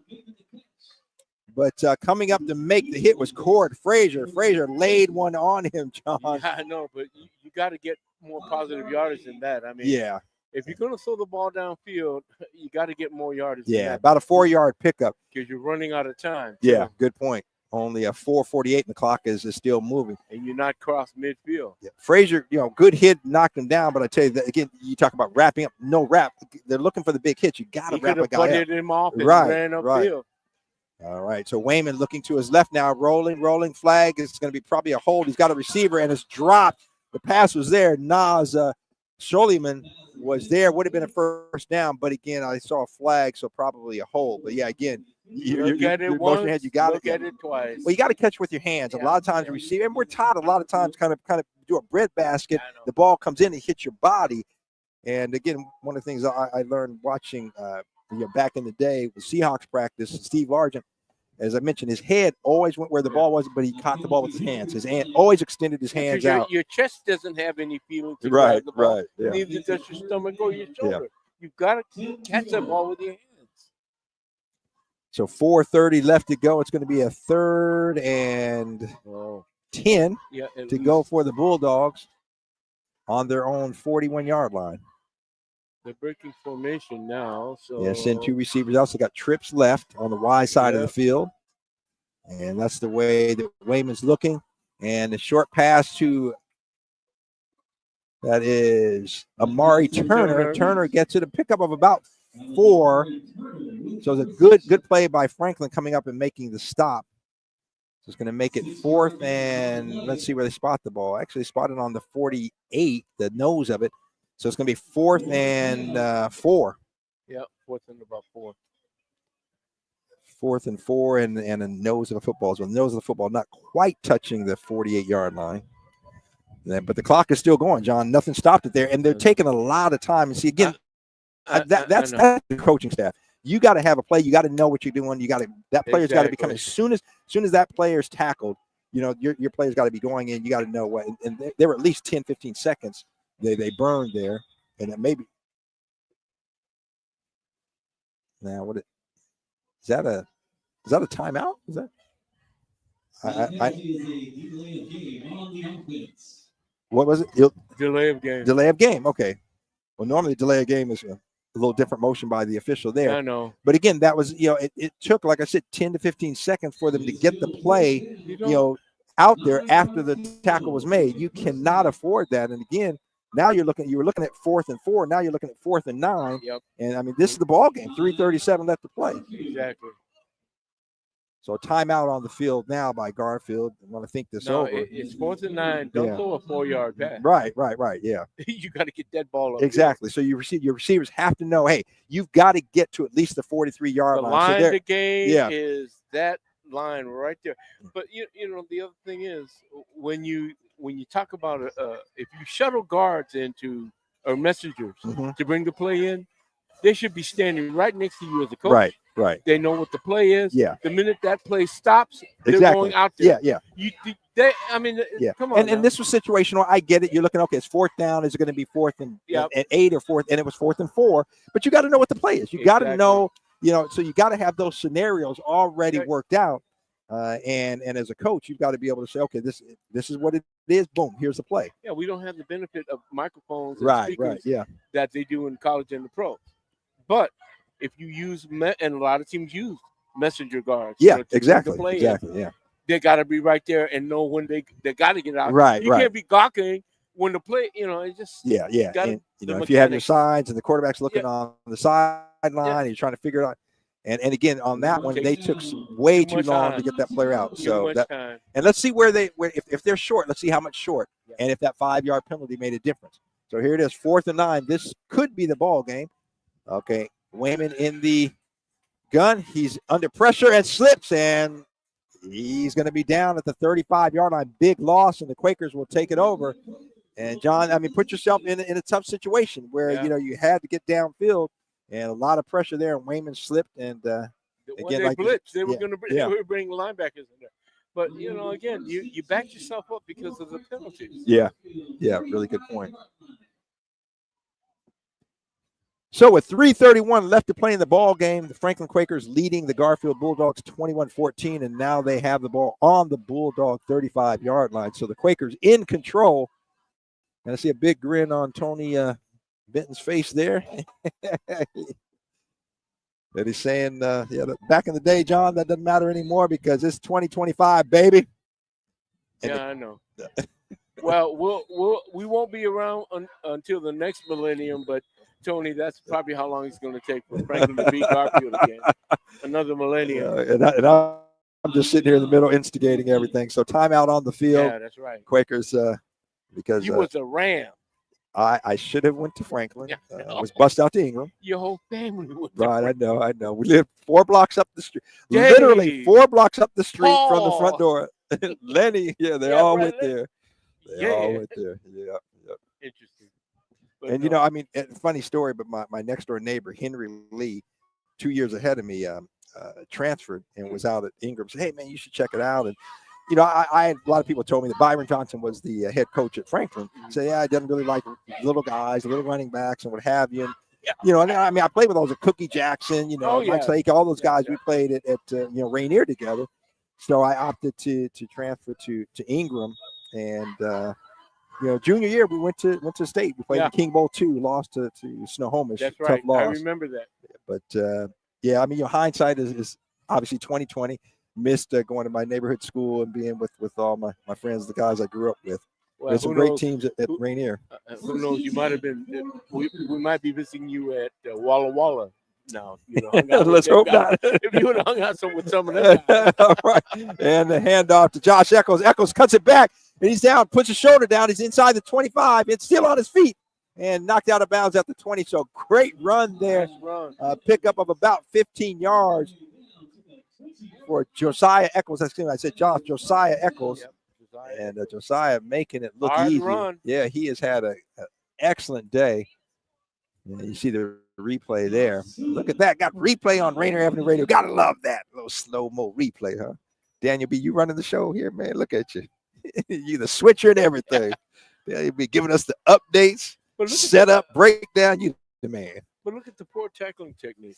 They're trying to grab a guy. Grab his leg. Yeah. Well, like roll you your said, hips. get your shoulder down, wrap, and what have you. Now, if you get roll that your- shoulder down, not leading with Thank the you. helmet, and you're going for the midsection, that's how we were always taught. Put your head Yeah. on the side. So the handoff, and that is Vernon Thompson on the right side, and Thompson, quick hitter. And let's see. About 4 or 5 he made. Yeah, pretty good yards. Yeah, that was a quick hitter just off the right side. About 5-yard gain. Yeah, 5-yard gain. So the Quakers with the clock under 3 minutes now. And John doing what they need to do, keep the ball on the ground and run that clock. Exactly. So this will be a big upset. And handoff, that is, I believe, Stevens again, and he's inside the 10. First down. I keep saying Stevens, forgive me, Vernon Thompson. I believe, number 10, Vernon Thompson, forgive me. So Thompson all the way down to the 6-yard line. First and goal. So the Quakers making Garfield pay for that turnover and those penalties. This is going to be a stinger if Franklin scores on this. In this series, it's going to sting. Yeah, well, when Garfield and late player coming in late, number 51, Roba. And that is Frazier. Frazier takes it all the way in himself.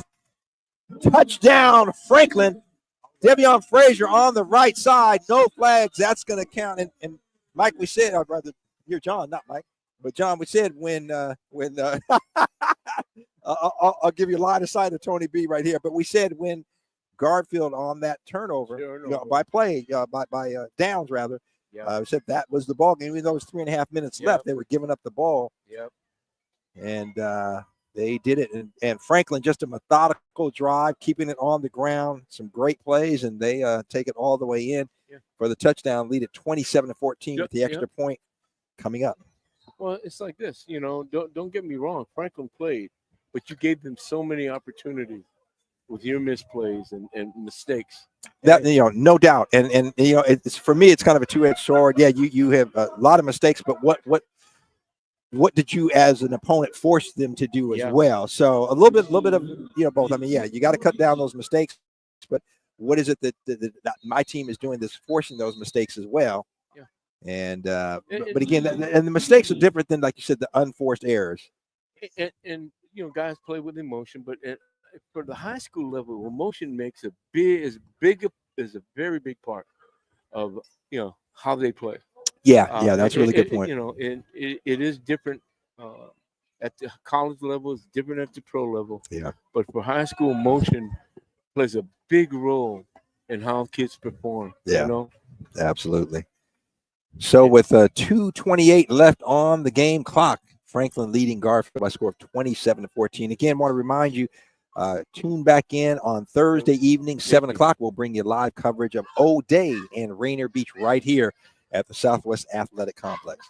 You know what? I'll make a prediction.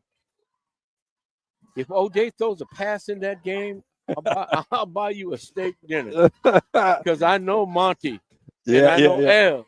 And I know how O'Day is. They're going to run the ball. And the PAT is up and good. Christian Rivera. And I'll tell you what, I don't eat meat, but I'll take a salmon dinner. Okay, how's that? cool. All right. Yeah. And if they don't throw a pass, what do I owe you? I owe you a steak dinner? Yeah. Okay. Or I'll opt for a Big Mac. Okay. But like I said, I will be surprised. Right. Yeah. No, I hear you. So with 2.5 minutes left in the ball game, the Quakers have doubled up on the Bulldogs' lead at 28-14. And this was a close game. It was. Up until, yeah. And again, to some of those mistakes and errors, and Franklin has taken advantage of them. Well, you're moving the ball, you get a penalty. You get backwards. You lose yardage on a good play by the defense. You're backwards. Yeah. You gain yardage. You lose it again on a penalty or a mistake. I mean, come on. You're killing yourself. Yeah. You're shooting yourself in the foot. So Garfield led it. I believe it was 14-7 at the half. Yep. And so they've been outscored 21-0 here in the second half. And Garfield offense just has not been able to get anything going.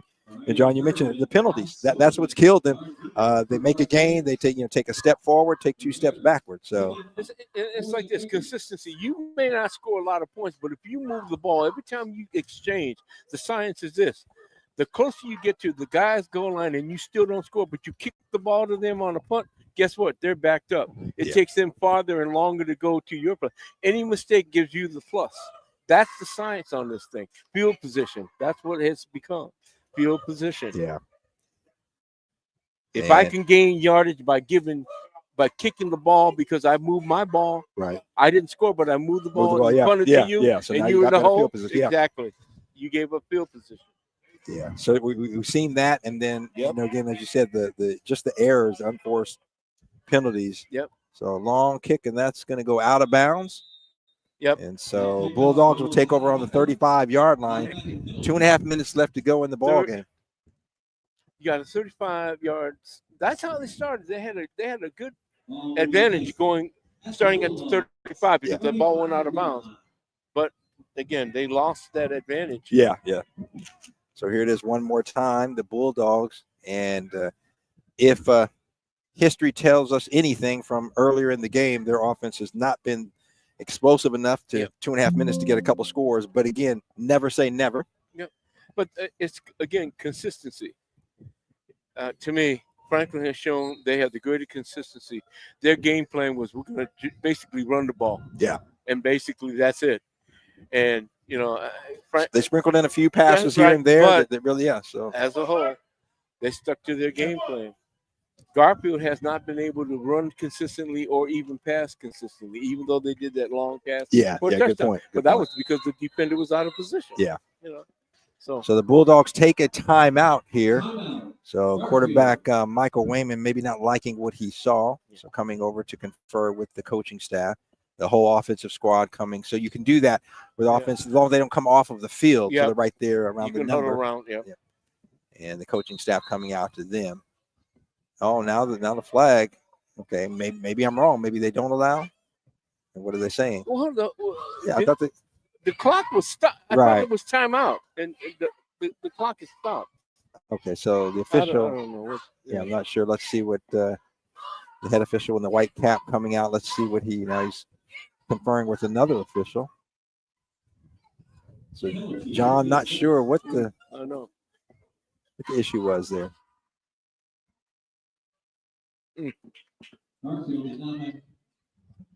So has school officially started for you? What's that? School at the Seattle Academy. Yeah. We started a little bit later than normal. Started on Thursday. So, okay. And I think Seattle Public started on Wednesday. Yeah. Man, let me tell you, when I was in, and you would been down south, man, these kids are going to school in August. Oh What? yeah, What? man. And I got parking spots. Right. And there's a lot of school districts, that or I should say, cities and states that are on a year round where they take, a few weeks off here, a month there, but it's year round. My niece, they're down in San Diego, and her kids, that's how they. Okay. They said they system. structured historically the summers off so the kids could go work on the farm and work with the family years ago. Well, now everybody lives in the city, basically. Right. Yeah. Exactly. Yeah. But most, I think, school districts are like us here, where you have the summer off. And, Put the little rugrats in school year round. Yeah. Well, summer you're scrambling around trying to find care and trying to find summer programs and what have you. Yeah. So the Bulldogs taking it, and the long pass. He's got a receiver that's just a little overthrown. So Wayman was looking for Nas Soliman. But Soliman couldn't. Got a little bit of speed, man. Yeah. Soliman has been his primary target and has, gotten a few. But incomplete on that one. So second and 10. Let me amaze you with my knowledge. Suleiman is Solomon. Solomon. Yeah, translated is Solomon. Solomon. I like it. And remember who Solomon was. Yeah. The wise one. Yep. All right. Handoff and nowhere to go. That was Tay Epting. And Epting is going to lose a couple, maybe 3 yards there. So it's going to be 3rd and 13. And John, we mentioned this. I mean, Garfield, just the second half, the offense has not been in any kind of no rhythm. They just have not got rhythm, and it's very important. Consistency. Yeah. So 3rd and 13 at the 32-yard line. Wayman looking to his left. He's got a lot of time. Now he's scrambling, coming up the middle. He's got some room. Makes the tackler miss, and he's all the way down to the 40, maybe 42-yard line, 43. So it's going to be 4th and about 3, maybe 2 to go, depending on where the spot is. Yeah, they're going to spot it at the 48, it looks like. Actually, it's right at the 40. It's 1.5, I think. Spot in between the 48 and the 49. So it'll be 1.5 yards to go, and obviously with 1:23, and the clock is still ticking. Now I can't tell on the scoreboard if they have a timeout left, but I recall Garfield maybe calling 2 timeouts, but I thought they had at least one more. Understand not wanting to use it, but you got to have these plays, John. I mean, you just lost. You just lost 10, 15 seconds. Bang. That's what you need. So Wayman, and he's got a receiver open. He's got him. There he is, Solomon. Yep. Solomon.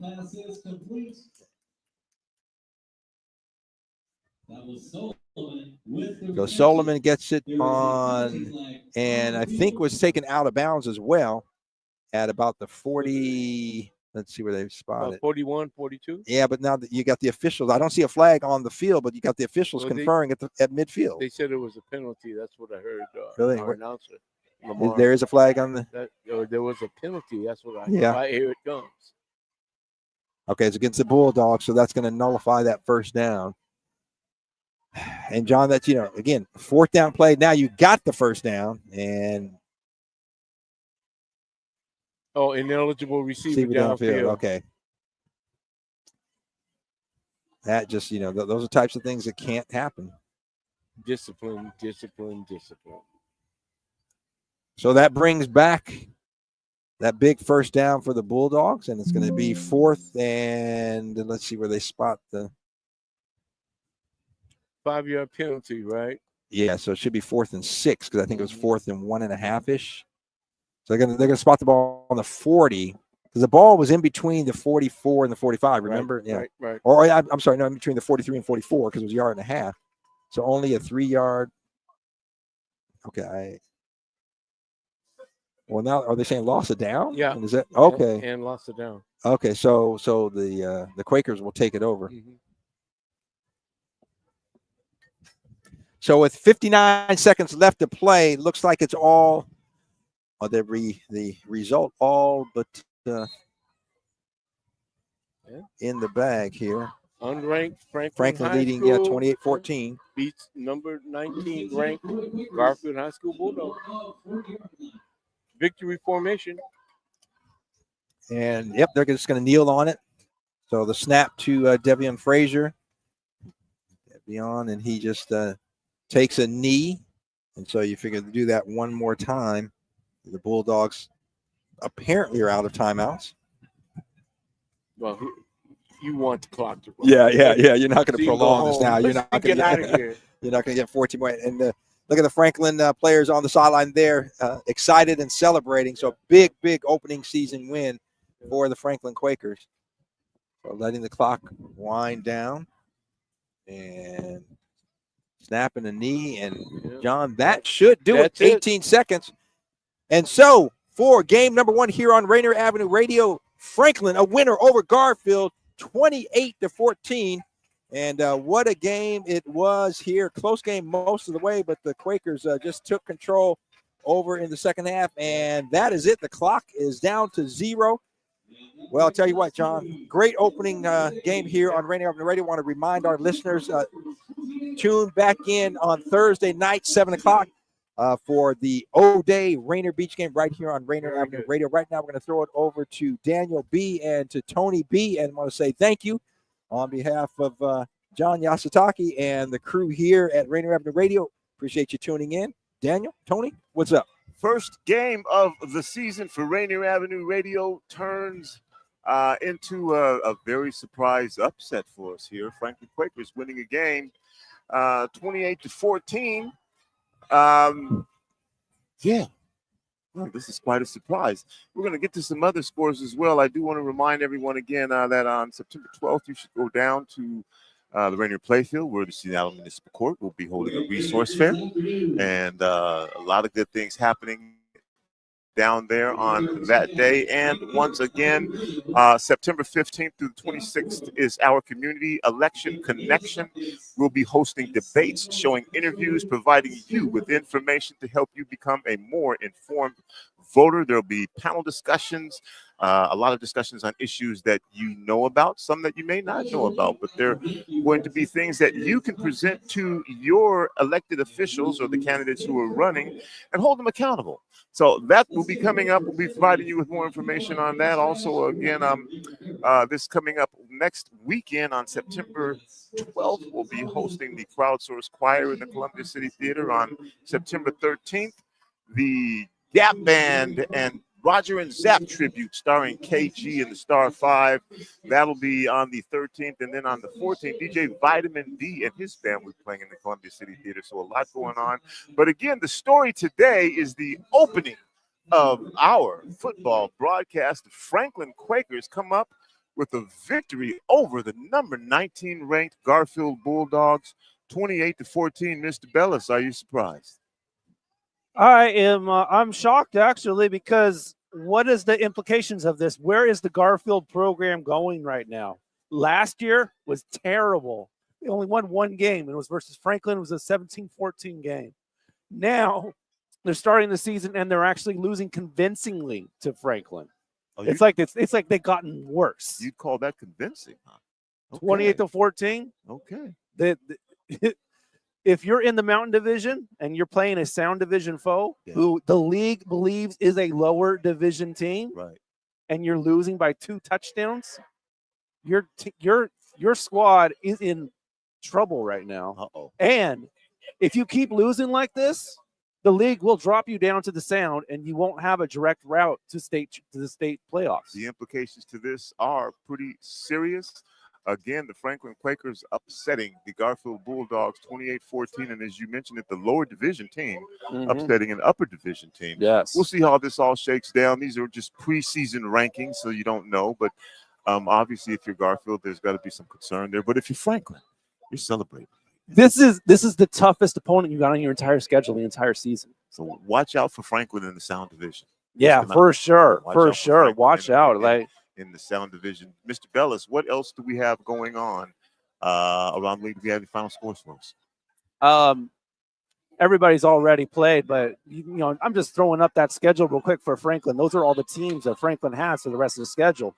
As you can see, Garfield, the toughest one. You got Chief Self, Lincoln, West Seattle, Nathan Hale, Lakeside, Ingram. These are all Sound Division teams. So even though this actually doesn't count as a league game, even though they're both in the same league, this was counted as a non-league game to start the season. League play starts next week. All right. Well, again, hopefully both of these teams will be back stronger next week. Garfield looking to again get back on the winning track, and Franklin taking this 1-0 victory into next week over a higher division team. We're going to see how this shakes out. I know this much. It's going to be an exciting Metro League season, Mr. Bellis. I think we can believe that too. I mean, we saw O'Day lose on yesterday. Yes.